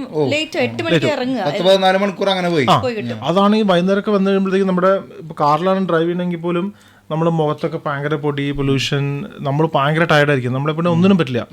പക്ഷെ ഇവിടെ എനിക്ക് തോന്നിയിട്ടുള്ളത് നമ്മുടെ പേഴ്സണൽ ടൈം ഇപ്പം ഈവൻ ഞാൻ പറഞ്ഞ ഈ കോവിഡിന് മുന്നേ ഞാൻ ലണ്ടനിൽ സെൻട്രൽ ലണ്ടനിലാണ് വർക്ക് ചെയ്തുകൊണ്ടിരുന്നത്, മൃദുലയാണെങ്കിലും സെൻട്രൽ ലണ്ടനിൽ വർക്ക് ചെയ്തുകൊണ്ടിരുന്നത്, അല്ലെങ്കിൽ ഇവിടെ സ്ലവിൽ വർക്ക് ചെയ്തുകൊണ്ടിരുന്നത്. ഞാൻ ഇപ്പോൾ വർക്ക് ചെയ്യുന്നത് കിലൂപ്പ് എന്ന് പറഞ്ഞൊരു ഓട്ടോമോട്ടീവ് സോഫ്റ്റ്വെയർ കമ്പനിയിലാണ് വർക്ക് ചെയ്യണത്. Mridula pharma company. അപ്പോൾ ഇങ്ങനെ വർക്ക് ചെയ്യുന്ന സമയത്തും നമ്മൾ ഓഫീസിൽ കമ്മ്യൂട്ട് ചെയ്യുന്ന സമയത്താണെങ്കിലും ഇവിടെ ആ ഒരു നമ്മുടെ ടൈമിനൊരു വിലയുണ്ട്. നമ്മളിപ്പോൾ 9 to 5 വർക്ക് ചെയ്താൽ മതി. അപ്പോൾ നമ്മൾ കുട്ടീനെ പിക്ക് ചെയ്യാൻ പോകണമെന്ന് പറഞ്ഞാൽ അവർക്ക് അറിയാം, അല്ലാതെ പറ്റില്ല. അവർ അപ്രീഷിയേറ്റ് ചെയ്യും, അവർ ചോദിക്കും U have family, you need that family time എന്ന് പറയും അവര്. 6 മണിയൊക്കെ എന്റെ ബോസ് എൻ്റെ അടുത്ത് വന്നിട്ട് പറഞ്ഞിട്ടുണ്ട്, now you have family, you go to your family, you can do this tomorrow, അല്ലെങ്കിൽ you can do this later. അപ്പൊ ഞാൻ എത്രയോ കാലം വന്നിട്ട് തിരിച്ച് ലോഗിൻ ചെയ്തിട്ട് വർക്ക് ചെയ്തിട്ടുണ്ട്, അത് കുഴപ്പമില്ല. പക്ഷെ അവര് നമ്മളുടെ പേഴ്സണൽ ലൈഫിനെ അപ്രീഷിയേറ്റ് ചെയ്യുന്നുണ്ട്, അപ്പൊ നമുക്ക് അങ്ങോട്ട് തിരിച്ചു കൊടുക്കാൻ തോന്നും. പിന്നെ എനിക്ക് ഏറ്റവും തോന്നിയിട്ടുള്ളത് വെച്ചാല് നമുക്കുള്ള വിലയുണ്ടല്ലോ, നമ്മളെ ഒരു രണ്ടാമതൊരു സിറ്റിസണായിട്ടല്ല കണക്കാക്കുന്നത്. എല്ലാവർക്കും അവരുടേതായ വിലയുണ്ട്, സ്പേസ് ഉണ്ട്. അല്ലെങ്കിൽ നമ്മൾ ഇന്ത്യൻ ആണ്, അല്ലെങ്കിൽ അപ്പം അങ്ങനത്തെ ഇൻസിഡൻസ് ഇല്ല എന്നല്ല ഞാൻ പറയണത്. പക്ഷേ ഞാൻ മിഡിൽ ഈസ്റ്റിലൊക്കെ പോയി അല്ലെങ്കിൽ വേറെ പല സ്ഥലത്ത് പോയി കമ്പയർ ചെയ്യുമ്പം എനിക്ക് തോന്നിയിട്ടുണ്ട് ഇവിടെ ആ ഒരു വിലയുണ്ട്. ഇപ്പം നമ്മളൊരു ക്യൂവിൽ നിൽക്കുമ്പം നമ്മൾ ക്യൂവിലുണ്ടെങ്കിൽ നമുക്ക് അല്ലാതെ നമ്മൾ ഇന്ത്യൻ ആയതുകൊണ്ട് നമുക്ക്, പക്ഷെ അതൊക്കെ ഒരുപാട് ഫൈറ്റിലൂടെ വന്ന കേട്ടോ. ഒരു 30-40 years. പക്ഷെ ഇപ്പം അങ്ങനത്തെ ഒരു സാഹചര്യത്തിൽ നമുക്ക് എന്ത് ചെയ്യാനും നമുക്ക് ഒരു തരത്തിലുള്ള വ്യത്യാസങ്ങളും ഇല്ല. നമ്മളൊരു പെർമനന്റ് റെസിഡന്റ് ആവണ മുന്നേ തന്നെ നമ്മൾ ഇവിടെ താമസിക്കുന്ന ആളാണെങ്കിലും നമുക്ക് എല്ലാ റൈറ്റ്സും ഒരേപോലെ ഉണ്ട്. അത് വലിയൊരു, പിന്നെ എഡ്യൂക്കേഷൻ ഫ്രീ ആണ്, ഹെൽത്ത് കെയർ സിസ്റ്റം ഫ്രീ ആണ്. അപ്പോൾ ആ ഒരു സോഷ്യൽ സെക്യൂരിറ്റി എന്നുള്ള എലമെന്റ് ഇപ്പം അതുകൊണ്ട് തന്നെ ഗുണം എന്ന് വെച്ചാൽ നമ്മുടെ നാട്ടിൽ വളർന്നു വന്നുകൊണ്ട് എനിക്ക് തോന്നിച്ചാൽ നമുക്കൊരു ബാക്കിങ്ങും ഇല്ല. നമ്മളൊക്കെ മിഡിൽ ക്ലാസ് ഫാമിലി എന്നുള്ള അച്ഛനും അമ്മയൊക്കെ വർക്ക് ചെയ്യായിരുന്നു. അപ്പം നമ്മൾ പഠിച്ച് നന്നായില്ലെങ്കിൽ നമുക്ക് വേറെ ആരും നമ്മളെ സപ്പോർട്ട് ചെയ്യുന്നില്ല. പക്ഷെ ഇവിടെയുള്ള ഒരു ഗുണം എന്ന് വെച്ചാൽ സോഷ്യൽ സർവീസ് സോഷ്യൽ സെക്യൂരിറ്റി ഉള്ളതുകൊണ്ട് കുട്ടികൾക്ക് അങ്ങനത്തെ ഒരു മോട്ടിവേഷൻ നമ്മൾ തന്നെ ഉണ്ടാക്കി കൊടുക്കണം. അല്ലെങ്കിൽ അവർക്ക് എന്താ വെച്ചാൽ എന്താ ഞാൻ പഠിച്ചെങ്കിലും എനിക്ക് ഗവൺമെന്റ് പിന്നെ വീട് തരും, അല്ലെങ്കിൽ പക്ഷെ അത് നല്ലൊരു കാര്യമാണ്. അപ്പൊ നമ്മുടെ നാട്ടിലെ കുട്ടികൾ അതുകൊണ്ട് വളരെ ഫോക്കസ്ഡും ഭയങ്കര ആംബിഷ്യസും ആണ്. അപ്പൊ ഇന്ത്യ അടുത്തൊരു 10-15 yearsൽ ഇന്ത്യയിലെ ഓപ്പർച്യൂണിറ്റി എന്ന് പറഞ്ഞാല് ഭയങ്കര ഹെവി ആയിരിക്കും. പക്ഷെ ചൈനയൊക്കെ ഗ്രോ ചെയ്ത പോലെയാണ് ഇന്ത്യ ഗ്രോ ചെയ്യണം. അപ്പൊ നമ്മളൊരു ജോബ് ഓപ്പർച്യൂണിറ്റീസ് നോക്കാം. നമ്മളിപ്പം ഇവിടെ 1%-2% ഒക്കെ ഗ്രോ ചെയ്യുമ്പോൾ ഇന്ത്യ ഗ്രോ ചെയ്യണത് 8% അല്ലെങ്കിൽ 10%-ലേക്കാണ്. അപ്പം ജോബ് ഓപ്പർച്യൂണിറ്റി വൈസും കരിയർ വൈസ് ഒക്കെ ഇന്ത്യ ആയിരിക്കും ഫാർ ബെറ്റർ. പക്ഷെ എന്താ പറയുക, ഇപ്പം ഈ ഒരു ഇങ്ങനത്തെ ഒരു കൺട്രിയിൽ ജീവിക്കുന്നതുകൊണ്ട് അതിൻ്റെതായ ബെനിഫിറ്റ്സ് ഉണ്ട്, ഇല്ല എന്ന് പറയാൻ പറ്റും. ശരിക്കും പറഞ്ഞു കഴിഞ്ഞാൽ അനുവേട്ടനും ചേച്ചിനെയും നമ്മൾ ഈ തമാശ നിറഞ്ഞ മുഖങ്ങളുണ്ടേ, അതിന്റെ ഒരു ഫീലിംഗ് അറിയണ്ട. ആൾക്കാർ ആയിരിക്കും നിങ്ങൾ ഇങ്ങനെ എന്നെ അറിയണ എല്ലാരും പറയും, കാരണം ഞാൻ ഇങ്ങനത്തെ കോമഡി വീഡിയോ ചെയ്യുന്നൊന്നും ആർക്കും ഞാൻ കുറച്ചൊരു ഇൻട്രോവേർട്ട് ആയുള്ള ആളാണ്. അപ്പം ഇൻട്രോവേർട്ടാന്ന് പറഞ്ഞാൽ വിശ്വസിക്കുമെങ്കിൽ പോലും സെലക്റ്റീവ്ലി പിന്നെ എക്സ്ട്രോവേർട്ടാണ്. അപ്പൊ ഞാനും ശരിക്കും എങ്ങനെ വന്നു നിങ്ങൾക്ക് ഈ ഒരു തോട്ട് തുടങ്ങിയത്? എങ്ങനെ, എവിടെ നിന്ന് നിങ്ങൾക്ക് ഒരു ഫീല് കിട്ടി തുടങ്ങിയ ഇതിന്റെ ഇങ്ങനെ ഒരു വീഡിയോ ചെയ്യണം അല്ലെങ്കിൽ ഇതിന്റെ മാസ്റ്റർ ബ്രെയിൻ ഞാനാണ്. എന്റെ അതന്നെ അത്രയുള്ളൂ. ഞാൻ കൊറേ പറഞ്ഞു എന്റെ കൂടെ ഒന്ന് വരുവായിട്ട് എന്റെ കൂടെ, അപ്പൊ വരില്ല എന്ന് പറഞ്ഞു. എനിക്ക് ഭയങ്കര പുച്ഛമായിരുന്നു.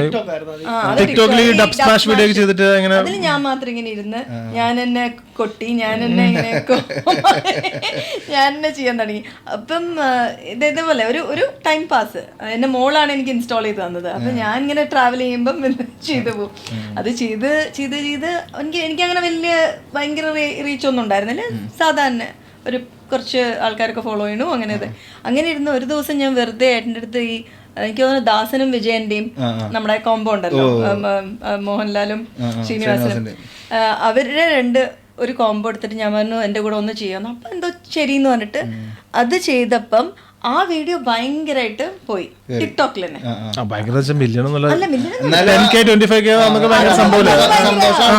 ഞങ്ങൾക്ക് ഭയങ്കര ഏട്ടൻ ആക്ച്വലി പണ്ട് ഈ നാടകത്തിലൊക്കെ അഭിനയിക്കുന്ന ആളാണ്. ഗിറ്റാർ വായിക്കും. അത് ഞാനൊരു തുറുപ്പിച്ചിട്ട് ഗിറ്റാറിന് ഒരു ഷോട്ട് കൊടുക്കാൻ പാട്ട് പാടിയില്ലെങ്കിലും ഒരു ചെറുതൊരു അത് നമ്മള് ലാസ്റ്റ് അവസാനത്തേക്ക് വയ്ക്കാം. ജീവിതത്തിലും നാടകത്തിലും ഒക്കെ നല്ലതായിട്ട് എങ്ങനെ ഈ നമ്മുടെ പുത്രൻ എങ്ങനെ ജോബിചേട്ടൻ എങ്ങനെ ഇതിലേക്ക് ട്രാക്കിലേക്ക് വന്നു? ഈ പുത്രന് വഴിയിൽ കിടന്ന് കിട്ടി. അത് ഞങ്ങള് ആ സമയത്ത് ഈ കോവിഡിന്റെ ടൈമിലാണല്ലോ ഈ, അപ്പൊ ഞങ്ങൾ ഇങ്ങനെ വീഡിയോസ് ഒക്കെ ചെയ്യാൻ തുടങ്ങി, ഒരുമിച്ചൊക്കെ ചെയ്യാൻ തുടങ്ങി. അപ്പൊ ഞാൻ പറഞ്ഞു നമുക്ക് ഈ ഡബ് സ്മാഷ് ചെയ്ത ടൈമിംഗ് ഒക്കെ ഭയങ്കര ബുദ്ധിമുട്ടാണ്, നമുക്ക് നമ്മുടേതായ രീതിയിൽ ചെയ്യാം. ആദ്യത്തെ വീഡിയോസ് ഒക്കെ ഭയങ്കര മോശമായിരുന്നു കേട്ടോ, പക്ഷെ അപ്പൊ നമ്മൾ വീണ്ടും ചെയ്യാൻ തുടങ്ങിയ ചില വീഡിയോസ് ഒക്കെ രസമായിട്ട് പോകുന്നുണ്ട്. അപ്പോഴാണ് ഞങ്ങൾ ഇങ്ങനെ ഈ കോവിഡ് ടൈമിലാണല്ലോ ഈ വീട്ടിൽ എല്ലാവരും ഇരിക്കില്ല, അപ്പോഴാണ് ഈ ഗ്രൂപ്പ്സ് ഒക്കെ സ്റ്റാർട്ട് ചെയ്തത്. അപ്പൊ ഗ്രൂപ്പൊക്കെ ഇങ്ങനെ ചെറിയ ഗ്രൂപ്പൊക്കെ സ്റ്റാർട്ട് ചെയ്തപ്പോൾ അതിൽ ഇങ്ങനെ ജോബിൻ അതൊരു നല്ല എക്സ്പീരിയൻസ് ആയിരുന്നു. നമ്മൾ ആരും അറിയാത്തവർ പല രാജ്യത്തുള്ളവരായിട്ട് പരിചയപ്പെടുന്നു, US എല്ലാവരും ഉണ്ട്. പക്ഷേ ഞങ്ങള് പരിചയപ്പെട്ട ഒരു ഗ്രൂപ്പിലാണ് ഞങ്ങൾ കുറെ പേരുണ്ടായിരുന്നു. പക്ഷെ ഞങ്ങൾ ഇത്രയും അടുത്ത് എവിടുന്ന് ഒരു 5 മിനിറ്റ് ഡ്രൈവ് ഉള്ളു വീട്ടില്, അറിയില്ല. അപ്പൊ ജോബിന് അപ്പൊ ഞങ്ങളവിടെ സ്ലൗല്, അപ്പൊ ജോബിന് സ്ലൗല് ഇവിടെ അടുത്ത അപ്പൊ അങ്ങനെ ഞങ്ങളപ്പോ ഒരു പബ്ബിൽ പോയി. പിന്നെ ഒരു അടിബന്ധം അതിനുശേഷം പിന്നെ വിട്ടിട്ടില്ല. അല്ലല്ല, സത്യം പറയാലോ, ഞാൻ ആക്ച്വലി ഞങ്ങളുടെ വീഡിയോയില് ഒരു മീനാക്ഷി എന്നുള്ളൊരു കഥാപാത്രം ഉണ്ട്. ഈ പുള്ളിക്കാരൻ വിചാരിച്ചു ഇത് ശരിക്കും മീനാക്ഷി എന്ന് പറഞ്ഞ ഒരു പണിക്കാരി കാണാൻ വേണ്ടിട്ട് അതാണ് സംഭവം. കണ്ടിട്ടില്ല. പക്ഷെ അന്നത്തെ രസമുണ്ട്. ഞങ്ങൾ ആദ്യമായിട്ട് കാണുന്നത് ഒരു പബ്ബിലിരുന്നാ മീറ്റ് ചെയ്യുന്നത്. പക്ഷെ അന്ന് എന്തോ ഒരു ബുദ്ധിമുട്ടായിരുന്നില്ല ആദ്യം ഒരു കോൺവെർസേഷൻ. ഞാനും അങ്ങനെ ആദ്യമായിട്ട് കാണുന്നവരോട് അങ്ങനെ സംസാരിക്കുന്ന ആളല്ല, അനുവേട്ടനും അങ്ങനെയല്ല. ഞങ്ങൾ രണ്ടുകൊണ്ടിരുന്ന് ഇങ്ങനെ ചുമ്മാ അതല്ല. അപ്പൊ നിങ്ങളിപ്പോ ഈ കോവിഡിന്റെ സമയത്ത് തുടങ്ങിയൊരു ബന്ധമാണ് ശരിക്കും. ഞാൻ വെച്ചപ്പോ കൊറേ നാളായിട്ട് അന്ന് അങ്ങനെ തുടങ്ങിയ ഞങ്ങൾ ഇപ്പൊ ഡെയിലി ഒരു 3-4 പ്രാവശ്യം ഞങ്ങൾക്ക് വിളിച്ചില്ലെങ്കിൽ ഒരു വിഷമമാണ്. പക്ഷെ അതുകൊണ്ട് എനിക്ക് തോന്നുന്നത് നിങ്ങളുടെ ഇപ്പത്തെ വീഡിയോസ് എടുക്കുമ്പോ പുള്ളിക്കാരനുള്ള ഒരു പുഷിങ് പുള്ളിയുടെ പുഷിങ് ഉള്ള കാരണം നമ്മൾ ഇത്തിരി അല്ലെ. അത് മാത്രമല്ല എല്ലാവരുടെ വിചാരം മൃദുലയുടെ ശരിക്കും അനിയനാണെന്നാണ് വിചാരം. അല്ല, അത് മാത്രല്ല, എന്താ ഇപ്പൊ ഞങ്ങൾ ഒറ്റയ്ക്ക് പോയിട്ടുണ്ടെങ്കിൽ ജോബിനെ എപ്പോഴും ചോദിക്കും. ജോബിന് ഒറ്റയ്ക്ക് പോയാൽ ഞങ്ങളെ ആൾക്കാര്, അതായത് എല്ലാരും നമ്മളൊരു കണക്റ്റഡ് ആയിട്ട് ചെയ്യണോണ്ട് ആൾക്കാർക്ക് ഇഷ്ടമാണ്. എന്തോ ഇഷ്ടമാണ്.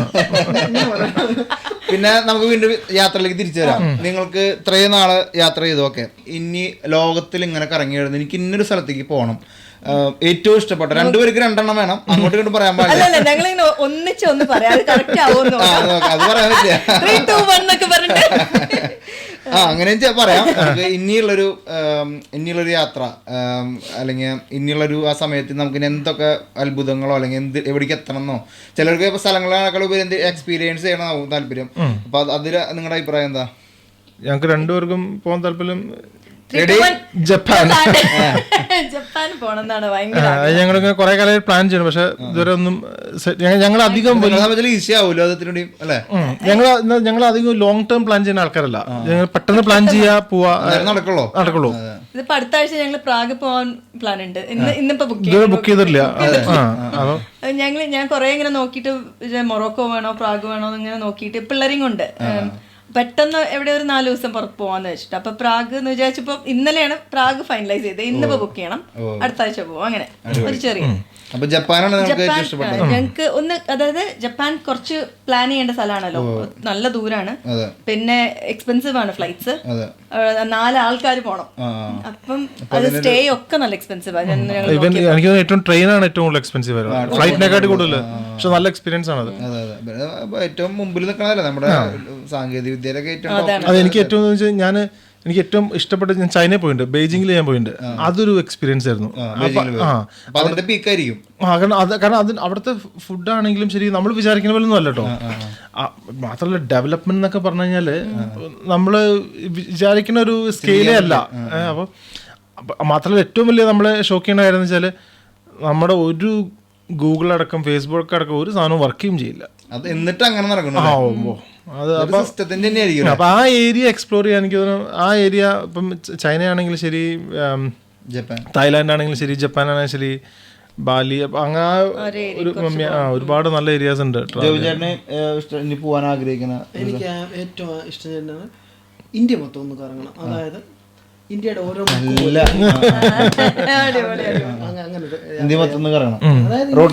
ഈ ഗ്രാമങ്ങൾ അങ്ങനത്തെ സാധാരണ ഈ ലക്ഷറി ട്രിപ്പ് അല്ല, ഇതൊക്കെ പറ്റാവുന്നിടത്തോളം ഒന്നുകിൽ ബൈക്കിൽ അല്ലെങ്കിൽ കാൽനടയായിട്ട് ഓരോ ഗ്രാമങ്ങൾ ഉണരുന്നത് അതൊരു വല്ലാത്തൊരു. കഴിഞ്ഞ ദിവസം ഞാനും അനുവേട്ടനും കൂടെ പറയായിരുന്നു, ഞങ്ങള് ബാംഗ്ലൂരിൽ നിന്നൊക്കെ ബസ്സിൽ വന്നിട്ടുണ്ട്. ഈ തമിഴ്നാട് ഏർലി മോർണിംഗ് വരുന്നൊരു ഫീൽ ഉണ്ടല്ലോ. തമിഴ്നാട്ടിലെ ഗ്രാമങ്ങൾ എനിക്ക് എന്തോ ഭയങ്കര വല്ലാത്തൊരു ചെന്നൈയാണ് നമ്മുടെ ഫേവറേറ്റ് സ്ഥലം. ഇന്ത്യയില് നാട് കഴിഞ്ഞ കേരളം കഴിഞ്ഞ ഞങ്ങൾക്ക് രണ്ടാൾക്കും ഇഷ്ടമുള്ള. ചെന്നൈയിൽ നമ്മൾ നാട്ടിലേക്ക് ഡ്രൈവ് ചെയ്യുമ്പോഴൊക്കെ ഭയങ്കര എക്സ്പീരിയൻസ്, നല്ല രസമുള്ളതാണ്. ഈ ട്രാവൽസിലെ ഏറ്റവും ആദ്യത്തെ ഒരു വീഡിയോ ഉണ്ട്, അത് പബ്ലിഷ് ആയിട്ടില്ല. ശരിക്കും ആദ്യത്തെ വീഡിയോ പഴങ്കഞ്ഞി ഉണ്ടാക്കുന്ന വീഡിയോ ആണ്. പക്ഷെ അതിന് മുമ്പ് ഞാൻ എൻ്റെ കൂട്ടുകാരൻ ഇതേപോലെ അത് ട്രാവലിസ്റ്റാന്നല്ല പേര്, ഒരു ചാനൽ തുടങ്ങാന്ന് പറഞ്ഞിട്ട് ആദ്യമായിട്ട് ഞാൻ ഇടയ്ക്ക് ഈ ചില്ലാൻ വേണ്ടിയിട്ട് കൊടൈക്കനാൽ പോകാറുണ്ട്. അപ്പൊ അങ്ങനെ ഞങ്ങൾ പഴനിയിലേക്ക് പോകും ആദ്യം ബസ്സിൽ, ലോക്കൽ ബസ്സിൽ. എന്നിട്ട് പഴനിയിൽ നിന്ന് രാവിലെ 4 മണിക്ക് ഒരു ബസ് ഉണ്ട് കൊടൈക്കനാലിലേക്ക്. അതൊരു വികാരമായിരുന്നു. അത് ഞങ്ങള് എന്നും അത് എനിക്ക് ഒരു 10 പ്രാവശ്യം പോയിട്ടാണ്. അങ്ങനെ 4 മണി ബസ് പിടിച്ചൊരു 9 മണിയാകുമ്പോഴേക്കൊക്കെ എത്തി. അപ്പൊ ആ രാവിലെ കയറുമ്പോഴുള്ള തണുപ്പും ആ ആൾക്കാർ കയറുന്നതും ചായക്കടയുടെ പാട്ടും എല്ലാം കൂടിയിട്ടൊരു വേറെ വൈബ്.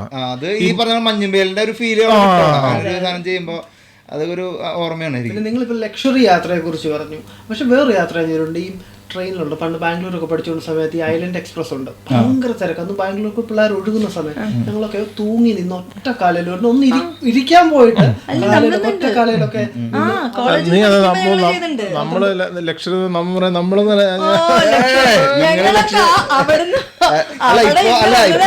Full business class.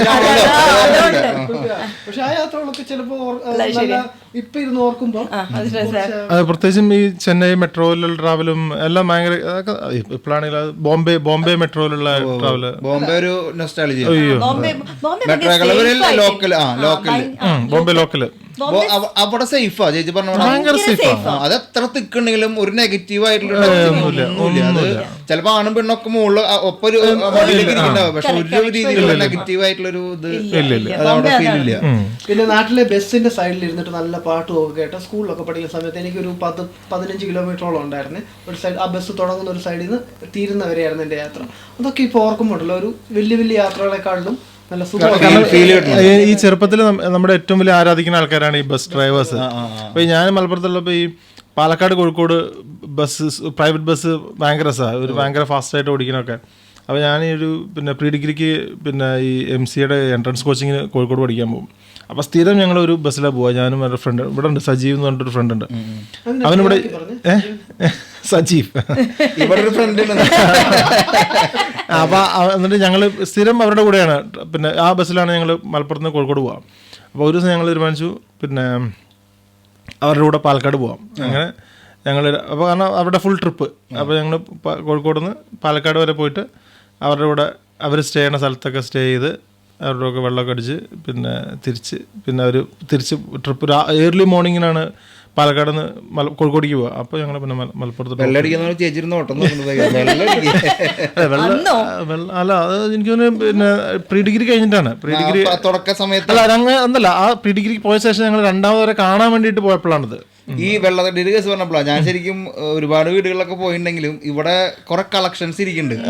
അതിനോടുള്ള ഈ കുപ്പികളോടുള്ള ആരാധനയാണോ അതോ എന്താണ് ഈ കളക്ഷൻ? ഒരു 1-2 അല്ലെങ്കിൽ ഒരു ബ്രാൻഡ് അല്ലല്ലോ ഇരിക്കണം. നമുക്കൊരു ഇഷ്ടപ്പെട്ട ഒരു ബ്രാൻഡ് കഴിക്കുന്ന ഒരാളല്ല. പക്ഷെ സത്യം പറഞ്ഞാൽ കൂടുതലും ഞാൻ മേടിച്ചു കൊടുത്തതാണ്.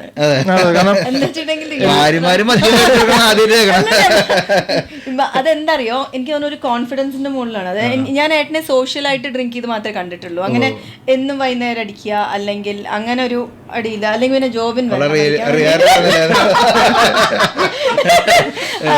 അതല്ല. അപ്പം നമ്മൾ ഉദ്ദേശിച്ച ആളല്ല.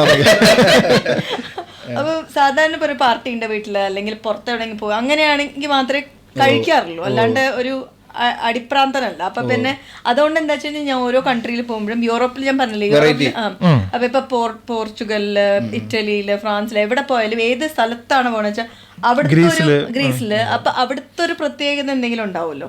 അപ്പൊ ഇന്നലെ കഴിഞ്ഞ ആഴ്ച ഞാൻ ലിത്വേനിയയിൽ പോയി. ആദ്യമായിട്ടാണ് ലിത്വേനിയയിൽ പോണേ. അപ്പൊ ഈ ലിത്വേനിയ പണ്ടത്തെ സോവിയറ്റ് യൂണിയനിലായിരുന്നല്ലോ.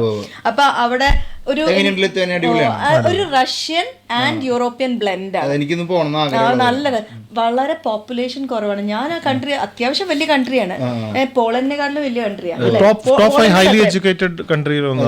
പക്ഷെ വെരി ലെസ് പോപ്പുലേറ്റ്, ഹിസ്റ്ററി ഉണ്ട്. അപ്പൊ എനിക്ക് തോന്നുന്ന ഒരു ബ്ലെൻഡ് ആണ്. അതായത് ഞാൻ റഷ്യയിൽ പോയിട്ടില്ല, പക്ഷെ റഷ്യൻ ആൾക്കാരടുത്ത് സംസാരിച്ചപ്പോൾ അവര് പറഞ്ഞു റഷ്യന്റെയും യൂറോപ്പിൽ പോയിട്ട് യൂറോപ്പിന്റെ ഒരു ലുക്ക് നമുക്കറിയാലോ.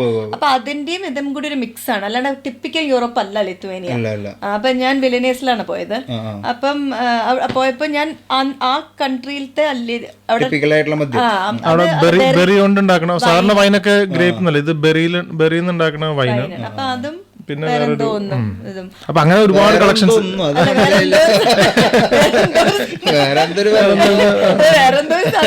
ഇതായിരുന്നു ടക്കിലോ അതല്ല പിന്നെ നമ്മുടെ പേരന്റെ ഒരു കഷ്ണം അതിനകത്ത് ഉണ്ടാവും. ഡ്രിങ്കിനകത്ത് കുപ്പിക്കകത്ത് ഒരു പേരന്റെ കഷ്ണം ഉണ്ടാവും. അല്ല ഞാനിവിടെ വന്നു ചായ കുടിക്കായിരുന്നു. പക്ഷെ എന്റെ കണ്ണ് കുറുക്കണ്ട കണ്ടപ്പോഴും കോഴിക്കോട്ടിലാന്ന് പറഞ്ഞ പോലെ കാണുമ്പോ ഒരു വെറൈറ്റി സാധനങ്ങളൊക്കെ ഞങ്ങൾ പറയും. ഇപ്പൊ ജോബിനൊക്കെ വരും പറയാറുണ്ട് എല്ലാ സാധനങ്ങളും ഇങ്ങനെ കാണിച്ചു തരും, പക്ഷെ ഒരെണ്ണം പോലും തുറന്ന് കാണിച്ചു തരാം.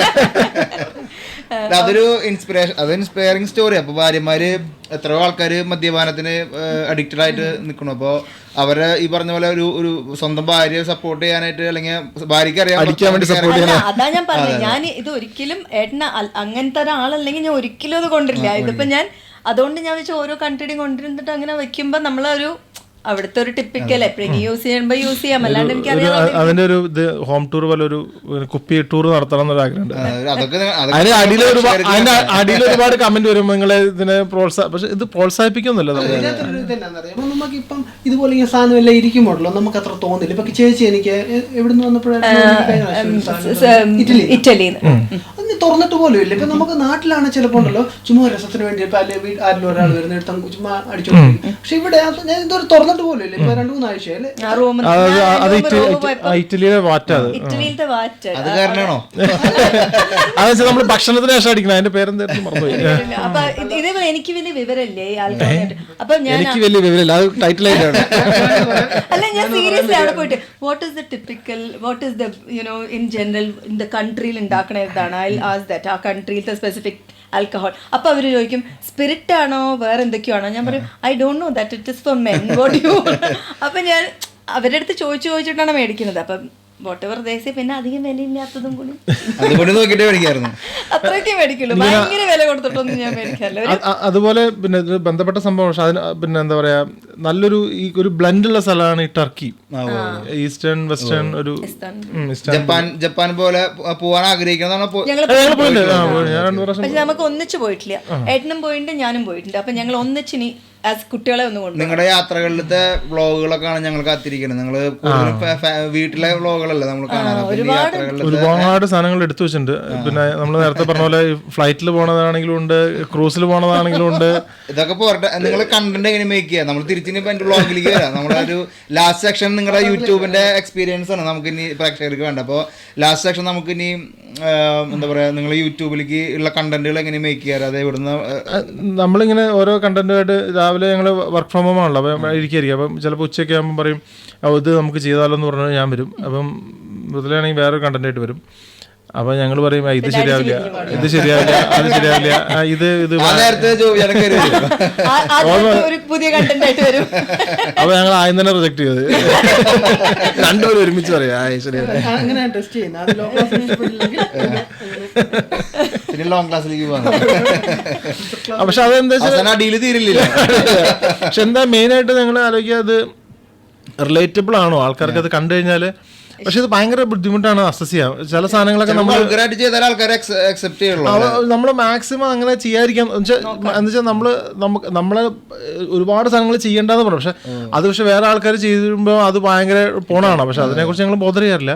പക്ഷെ ഞാൻ പറഞ്ഞ വെച്ചാൽ നമ്മളത് അങ്ങോട്ട് ഇങ്ങോട്ടും നമ്മൾ ഒരുപാട് ഈ ഷോർട്സിനുള്ള മൂല്യം ശരിക്കും കൂടുതലാണ്. നമ്മളിപ്പോ ലോങ് വീഡിയോ ഒക്കെ ചെയ്ത് നിൽക്കണം, നിങ്ങൾ ഷോർട്സിൽ അത് പെട്ടെന്ന് അതിനൊരു വാല്യൂ ഇപ്പൊ ശരിക്കും ഉണ്ട് അല്ലെ, അത് കണ്ടുപിടിക്കേണ്ടതാണ്. ഇപ്പൊ ഷോർട്സ് ആണ് ആൾക്കാർക്ക് കാണാനും സമയം. ഞാൻ തന്നെ ചില സമയത്ത് മൊബൈലിൽ ഇരുന്നിട്ട് സ്ക്രോൾ മണിക്കൂറുകൾ ഇങ്ങനെ പോവായിരിക്കും. കാരണം നമ്മൾ വിചാരിക്കുന്ന ഞാനൊരു പാട്ടിന്റെ ഒരു ബാക്ക്ഗ്രൗണ്ട് സ്കോർ കിട്ടാൻ വേണ്ടിയിട്ട് ടിക്ടോക്കിൽ പോകും.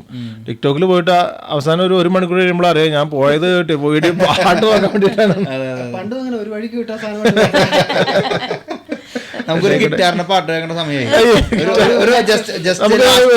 രണ്ട് ലൈൻ പാട്ട് പാടാം, പക്ഷെ ഗിറ്റാറൊന്നും എടുത്ത് വേണ്ട. അന്ന പാട്ട് പാടിയിട്ട് ഗിറ്റാറും ഒരു ഓക്കെ ഒരു പാട്ട് അനുപാട്ടിന്റെ ഒരു പാട്ട് ജസ്റ്റ് ഒരു താളം പിടിച്ചാൽ മതി.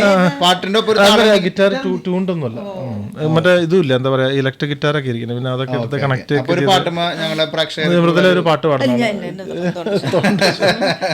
പിന്നെ സാന്റോസിന്റെ ചാനൽ അപ്പം തന്നെ ജോബിൻ പാട്ട് പാടണില്ലേ? നല്ല നർമ്മബോധമാണ് കേട്ടോ പുള്ളിക്ക്. ഇത് ശരിക്കുള്ള അല്ല ജോബിചേട്ടൻ നമ്മള് അടുത്തിരിക്കുമ്പോ അവരെ എനർജി ഇങ്ങനെ പുഷ് ചെയ്തുകൊണ്ടിരിക്കുകയാണ്. അവര് പോസിറ്റീവ് എനർജി സമയത്ത് മുങ്ങും, പിന്നെ പൊങ്ങൂല്ലോ. കൊറേ കാലായിട്ട് മൂന്ന് ദിവസത്തേക്കൊന്നും ഫോണൊന്നും എടുക്കില്ലേ? മെന്റലായിട്ട് പോണതാണോ ശാരീരികമായിട്ട് പോണതാണോ? അല്ല, മെന്റൽ ഹെൽത്ത് വളരെ ഇമ്പോർട്ടന്റ് ആയ സംഭവമാണ് ഇന്നത്തെ കാലത്ത്. ഇവിടെ ചില സമയത്ത് നമുക്ക് അല്ല അത് ചില സമയത്ത് മാത്രമല്ലടാ, എല്ലാവർക്കും എല്ലാ കാലത്തും ഇന്നത്തെ ഏറ്റവും അഭിമുഖീകരിക്കുന്ന പ്രശ്നമാണ് മെന്റൽ ഹെൽത്ത്. അത് വളരെ ഇമ്പോർട്ടന്റ് ആയിട്ട് ഒരു ക്ലോസ് സർക്കിളാണ് ഏറ്റവും നമ്മളെ പിടിച്ചു നിർത്തുന്നത്. ചിലപ്പോൾ എന്തൊരു ഇതുണ്ടെങ്കിൽ ഞാൻ അനുവേണ്ടി വിളിച്ച് എന്തൊരു പ്രശ്നമുണ്ട് തുറന്നു പറയും. അങ്ങനത്തെ ഒരു കൂട്ടുകാരനാണ്. ഒരു പക്ഷേ ഈ ഒരു പ്രോഗ്രാമിലേക്ക് ചേട്ടൻ വന്നതില് ചേട്ടന്റെ ലൈഫില് ഏറ്റവും ഷെയർ ചെയ്യാനായിട്ട് ഒരു സ്ഥലത്ത് എത്തിപ്പെട്ടതൊരു ഭാഗ്യമായിരിക്കാം. അപ്പൊ ബാക്കിയുള്ള അങ്ങനെ വരുമ്പോഴേ പ്രത്യേകിച്ച് പല ആൾക്കാരും ചോദിക്കാറുണ്ട്, നിങ്ങൾക്ക് ഇത് സ്ട്രെസ് ആവാറുണ്ടോ, നിങ്ങൾ വീഡിയോ ഇങ്ങനെ എടുത്തിട്ട് ഒരാഴ്ച വീഡിയോ ഇട്ടില്ലെങ്കിൽ നിങ്ങൾക്ക്. ഞങ്ങളെ സംബന്ധിച്ചോളം ഇതൊരു സ്ട്രെസ് റിലീഫാണ്. നമ്മളിത് എന്താ പറയുക, വീഡിയോ ഇട്ടില്ലെങ്കിൽ അല്ലെങ്കിൽ വീഡിയോ പിന്നെ വ്യൂ ഇല്ലെങ്കിൽ കുറഞ്ഞാലും ഇല്ലെങ്കിലൊന്നും ഞങ്ങളത് വലിയ ബോധറിയല്ല. നമ്മളത് ആൾക്കാർക്ക് രണ്ടു പേർക്കെങ്കിലും ഇഷ്ടപ്പെട്ട് അവർ ചിരിച്ച് അവർ പറയാ ഈ വീഡിയോ കണ്ടിട്ട് ഞങ്ങള് ഭയങ്കര സ്ട്രെസ് ആയിരിക്കുമ്പോഴാണ് ഈ വീഡിയോ കണ്ടത്, ഞങ്ങൾ ഭയങ്കര ഹാപ്പി. അതാണ് നമ്മളെ സംബന്ധിച്ചോളം. പക്ഷെ ഞാൻ നേരെ ഓപ്പോസിറ്റ്. എനിക്ക് ആൾക്കാരെ കാണുന്നേക്കാൾ ഉപരി എനിക്ക് വീഡിയോ ചെയ്തുകൊണ്ടിരിക്കണം. അത് ചെയ്തില്ലെങ്കിൽ ഞാൻ ഭയങ്കര സ്ട്രെസ് ആവും എന്റെ ഒരു ഇതില്. പക്ഷെ നമ്മൾ ഫുൾ ടൈം ബ്ലോഗർ ആയതുകൊണ്ടായിരിക്കും ജോലി ഉണ്ടാവാം. പക്ഷെ വ്യൂസിനേക്കാൾ ഉപരി നമുക്ക് നമ്മൾ ചെയ്യണ പണി ചെയ്തുകൊണ്ടില്ലെങ്കിൽ ഒന്നരാടല്ലേ രണ്ടരാണ് വീഡിയോ നമ്മുടെ ഉള്ളിലൊരു അത് ആൾക്കാർ സാധനത്തിന്റെ വീഡിയോ നോക്കിയിരിക്കുന്ന ആൾക്കാർ ആ ഒരു സാധനം മനസ്സിലുണ്ടാവും. പക്ഷെ വ്യൂവേഴ്സ് ഉണ്ടാവില്ല ചിലപ്പോ. അത് ചെയ്തുകൊണ്ടിരിക്കണം. ഡിസിപ്ലിൻ വളരെ ഇമ്പോർട്ടന്റ് ആണ്. പാട്ടിൽ കിടന്നാലാ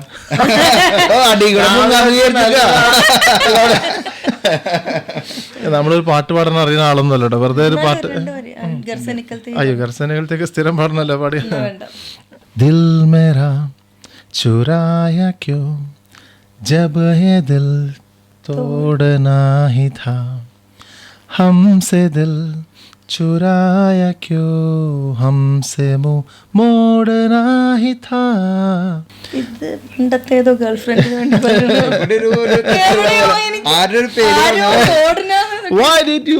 പാടില്ല. പാട്ടിന്റെ ശ്രുതി തലല്ലേ പാടൂ. ഇത്ര പാടിയാ മതി. ഇത് മതി. ഒരു പാട്ട് ഒരു മനസ്സിന്റെ ഉള്ളിൽ നിന്ന് പറഞ്ഞ വരാൻ പറ്റിയ ഒരു പാട്ട് കൂടി. नजर के सामने जिगर के पास, नजर के सामने जिगर के पास कोई रहता है वो है तुम, नजर के सामने ജിഗർ കെ പാസ്. ആ അതിലും പോയി രഹത്താറുണ്ട്. അത് ഞാനാണോ എന്നുള്ളതാണ്. അതല്ല ഞാൻ ഇപ്പൊ എനിക്ക് മനസ്സിലാക്കാന്ന് വെച്ചാൽ നമ്മൾ പല സമയത്തും പല ആൾക്കാർക്ക് ഒരു സംശയം ഇവർക്ക് എങ്ങനെയാ ഇവർക്ക് ഇത് ചെയ്യാൻ പറ്റണമെന്നൊക്കെ. പക്ഷെ നിങ്ങള് നമ്മുടെ ട്രാവലിസ്റ്റ് ഫാമിലിക്ക് വേണ്ടി ട്രാവലിസ്റ്റ് സാൻഡപ്പം പറയണമെന്ന് വെച്ചാൽ നിങ്ങൾ ഇൻബിൽഡ് കലാകാരന്മാരാണ്. അപ്പൊ അത് ഒരിക്കലും ആർക്കും വെട്ടി മാറ്റാൻ പറ്റില്ല. അപ്പൊ അത് ഇനിയും നല്ല രീതിയിൽ തുടരട്ടെ. ട്രാവലിസ്റ്റ ഫാമിലിയുടെ എല്ലാവിധ ആശംസകളും. എന്തായാലും കുറച്ച് നേരം നിങ്ങളെല്ലാവരും നമ്മുടെ കൂടെ സ്പെൻഡ് ചെയ്തതിൽ പോഡ്കാസ്റ്റ് ഇടയ്ക്കിടയ്ക്ക് പറയണം. ആ പേര് പോകാൻ ആദ്യമായിട്ട് നമ്മളൊരു പോഡ്കാസ്റ്റില് ഭാഗമാവണം. ഇന്റർവ്യൂസ് ഒക്കെ പക്ഷെ പോയത് അറിഞ്ഞില്ല കേട്ടോ. സമയം എത്ര നേരമായി. പിന്നെ അതന്നെ എനിക്ക് ട്രാവലിസ്റ്റോടും പറയാനുള്ളത് വെച്ചാൽ ഒരുപാട് US ട്രാവൽ ചെയ്തു, മഡ്ഗാസ്കറിൽ ട്രാവൽ ചെയ്തു, ഇനിയിപ്പം ആഫ്രിക്കയിൽ പോവാണ്. അപ്പം ഇനിയും ഒരുപാട് നല്ല നല്ല ഇടിവെട്ട് വീഡിയോസ് ചെയ്യട്ടെ. അതേപോലെ തന്നെ ഈ പോഡ്കാസ്റ്റിൽ ഒരുപാട് ഫോക്കസ് ചെയ്യട്ടെ. ഞങ്ങളും ഒരുപാട് കാലമായി പറയണം ഒരു പോഡ്കാസ്റ്റ് തുടങ്ങണം. അപ്പൊ ഇതൊരു ഞങ്ങൾക്ക് ശരിക്കും പറഞ്ഞാൽ നല്ലൊരു എക്സ്പീരിയൻസ് ആയി. നമ്മളിനി ഒരു ടെൻഷനില്ലാത്ത പരിപാടിയാണ്.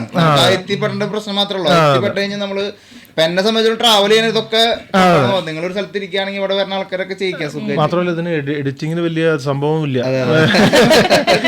കട്ടിട്ടാ മതി. അല്ലാതെ മറ്റേപോലെ അല്ലെങ്കിൽ നമ്മുടെ ജോബിന്റെ അഭിനയം ശരിയായില്ല അവിടെ മാറ്റുന്നൊന്നും പറയണ്ടല്ലോ. ഇതിനകത്തൊരു കാര്യം, നമ്മൾ എന്ത് കാര്യവും നമുക്ക് ചിലപ്പോൾ തുടങ്ങാൻ പറ്റും, പക്ഷെ അതിൽ നിന്ന് നമ്മൾ പ്രോഗ്രസ് ചെയ്യുക, സക്സസ് പോകുക എന്നുള്ളതാണ്. നമ്മുടെ അടുത്ത് കുറെ ചോദ്യം ചോദിച്ചു. എനിക്കറിയാം അധികം അങ്ങോട്ട് ചോദിക്കാൻ പറ്റിയില്ല. പക്ഷെ ഇത്രയും കാലത്ത് ഈ ഒരുപാട് രാജ്യങ്ങൾ കവർ ചെയ്തിട്ടുണ്ട് ഫാൻറ്റസി.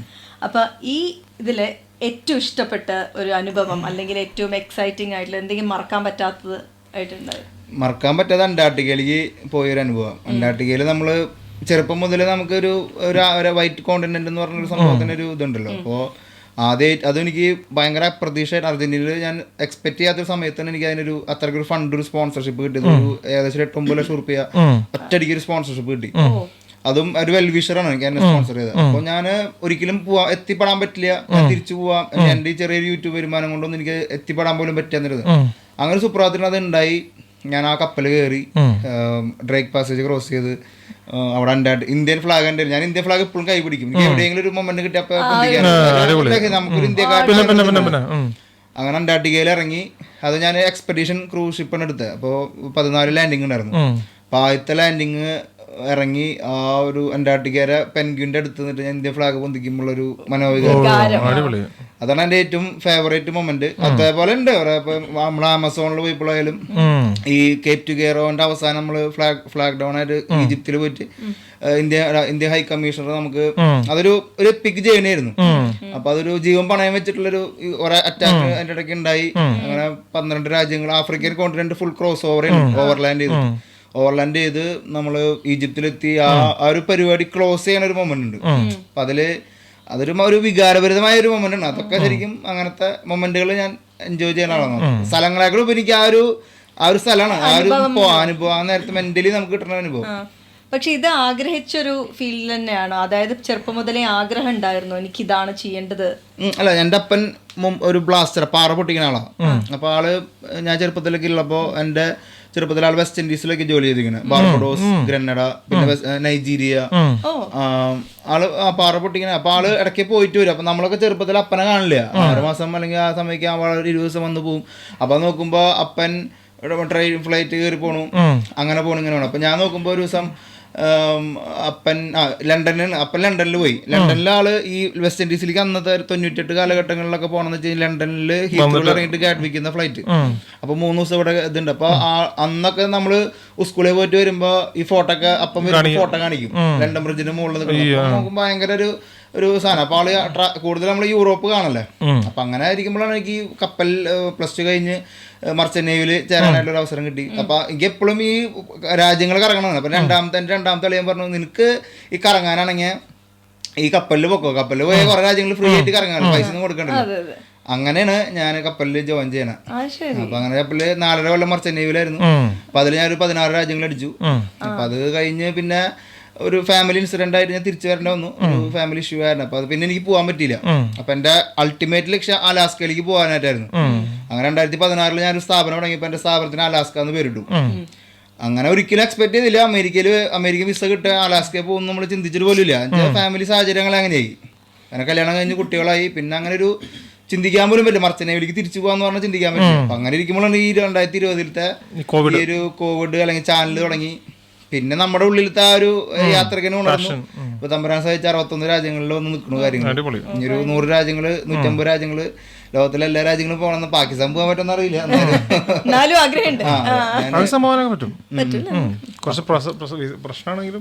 പ്രോസസ്സിംഗ് ഉണ്ട്. പക്ഷെ എന്നാലും ഞാൻ ഒരു റഷ്യക്ക് പോയിട്ടില്ല. ഞാൻ ശരിക്കും എൻ്റെ ഏഷ്യൻ സൈഡിലെ അടിഭാഗത്ത് എല്ലാവരും ഇതേ രാജ്യങ്ങളൊക്കെ അടിച്ചിട്ടുണ്ട്. യൂറോപ്യൻ ടച്ച് ശരിക്കും ഒന്നും പിടിച്ചിട്ടില്ല. ഈ അർമേനിയ ഇതൊന്നും പിടിച്ചിട്ടില്ല. ഞാൻ കൂടുതൽ ആഫ്രിക്കൻ രാജ്യങ്ങളാണ് എനിക്ക് കൗണ്ട് കൂടുതൽ, പിന്നെ സൗത്ത് അമേരിക്കൻ രാജ്യങ്ങൾ. പിന്നെ ഒരു 2 വർഷം 3 വർഷം കൊണ്ട് ഒരു 100-150 രാജ്യങ്ങളിലേക്ക് എത്തിക്കണം എന്നുള്ളൊരു ആഗ്രഹത്തിന് മുന്നോട്ട്. എനിക്ക് ഒരാഗ്രഹമുള്ളൂ. നമ്മുടെ പിന്നെ കൊളംബിയയിൽ പോയിട്ട് നമ്മുടെ കാർലോസ് ആ സ്ഥലങ്ങൾ ഡ്രഗ് അതിന്റെ ഒരു വീഡിയോ ചിലപ്പോൾ അടുത്ത് തന്നെ വരും. അത് ടൂർ ഉണ്ട്, അതിനുള്ള ടൂർ ഉണ്ട് അവിടെ ആൾക്കാർ. പക്ഷെ നമ്മൾ കൊളംബിയ എന്ന് ചോദിക്കുമ്പോൾ കുറെ നെഗറ്റീവായിട്ട് പറയുന്നുണ്ട്. പക്ഷെ അതിനേക്കാൾ ഭയങ്കര ബ്യൂട്ടിഫുൾ ആയിട്ടുള്ള സൗത്ത് അമേരിക്ക എക്സ്പ്ലോർ ചെയ്യാത്തൊരു മേഖലയാണ്. ഒരു ഡേഞ്ചർ ഉണ്ടെങ്കിലും അത് ഭയങ്കര ആമസോൺ അടക്കം ഹെവിയാണ്. അപ്പൊ എന്തായാലും സന്തോഷം. അങ്ങോട്ടും ഇങ്ങോട്ടും സംസാരിച്ചാലും ഞാൻ അധികം നിങ്ങളോട് സംസാരിച്ചിട്ടില്ലെങ്കിൽ ഇവിടെ വന്ന് ഇത്ര നേരം സംസാരിക്കാൻ പറ്റിയതിലൊക്കെ സന്തോഷം. ഇനിയും എവിടെ ഏതെങ്കിലും യാത്രകളിലൊക്കെ നിങ്ങൾക്ക് ഞങ്ങൾ ഗ്രീൻ ബുക്കിൽ വരാം. ഗ്രീൻ ബുക്കിൽ യാത്ര ചെയ്യാം ഏതെങ്കിലും രീതിയിലാണ്. ഇപ്പോഴല്ല ഞാൻ പറഞ്ഞ പ്ലേ നമുക്ക് ഒരുമിച്ച് ഗ്രീൻ ബുക്ക് അല്ലെങ്കിലും നമുക്ക് എപ്പോഴെങ്കിലും ഫാമിലി ആയിട്ടോ അപ്പൊ നമ്മളിവിടെ ഉണ്ടല്ലോ, അപ്പൊ നമുക്ക് യാത്ര ചെയ്യാം. അപ്പൊ എന്തായാലും സന്തോഷം. ഇനിയും കൂടുതൽ യാത്രകൾ ചെയ്യട്ടെ, യാത്രകൾ ചെയ്യാ. മുത്തൂർ നമുക്കൊരു ബാച്ചലർ ട്രിപ്പ് അടിക്കണം. Road trip Europe. അതെ. അപ്പോൾ പോഡ്കാസ്റ്റയുടെ ഇന്നത്തെ എപ്പിസോഡ് ഇത്തിരി നീണ്ടു മുറുകിയുള്ള എപ്പിസോഡ്. എന്നാലും സന്തോഷം. നിങ്ങൾക്ക് ഇനി പ്രേക്ഷകരോട് ഞങ്ങളുടെ പ്രേക്ഷകരോട് എന്തെങ്കിലും പറയാനുണ്ടോ? അവരാണ് നമ്മളുടെ സപ്പോർട്ട് മുഴുവൻ. അപ്പൊ ഞങ്ങൾക്ക് അല്ല സീരിയസ്ലി അവര് ഒരു കമന്റ് ആണ് നമ്മളുടെ പ്രചോദനം. ഒരുപാട് ചിരിപ്പിക്കണമെന്ന് പറയുമ്പോൾ തന്നെ നമുക്ക് സന്തോഷമാണ്. ഞങ്ങളെ കൊണ്ട് കുറച്ച് ചെയ്യാൻ പറ്റുന്ന ചെറിയ ചെറിയ കാര്യങ്ങൾ. അപ്പൊ ഞങ്ങൾക്ക് ഇനിയും എല്ലാരെയും ചിരിപ്പിക്കണം എന്ന് ആഗ്രഹമുണ്ട്. അതേപോലെ എല്ലാവരുടെയും സപ്പോർട്ടിന് thank you so much. Thank U.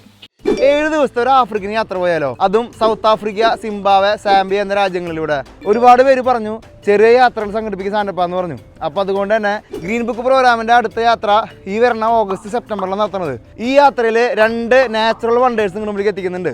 South ആഫ്രിക്കയിലെ ടേബിൾ മൗണ്ടനും ലോകത്തിലെ ഏറ്റവും വലിയ വെള്ളച്ചാട്ടങ്ങളൊന്നായിട്ടുള്ള വിക്ടോറിയ വെള്ളച്ചാട്ടവും. കൂടുതൽ വിവരങ്ങൾക്ക് താഴെ കാണുന്ന നമ്പറിൽ ബന്ധപ്പെടുക.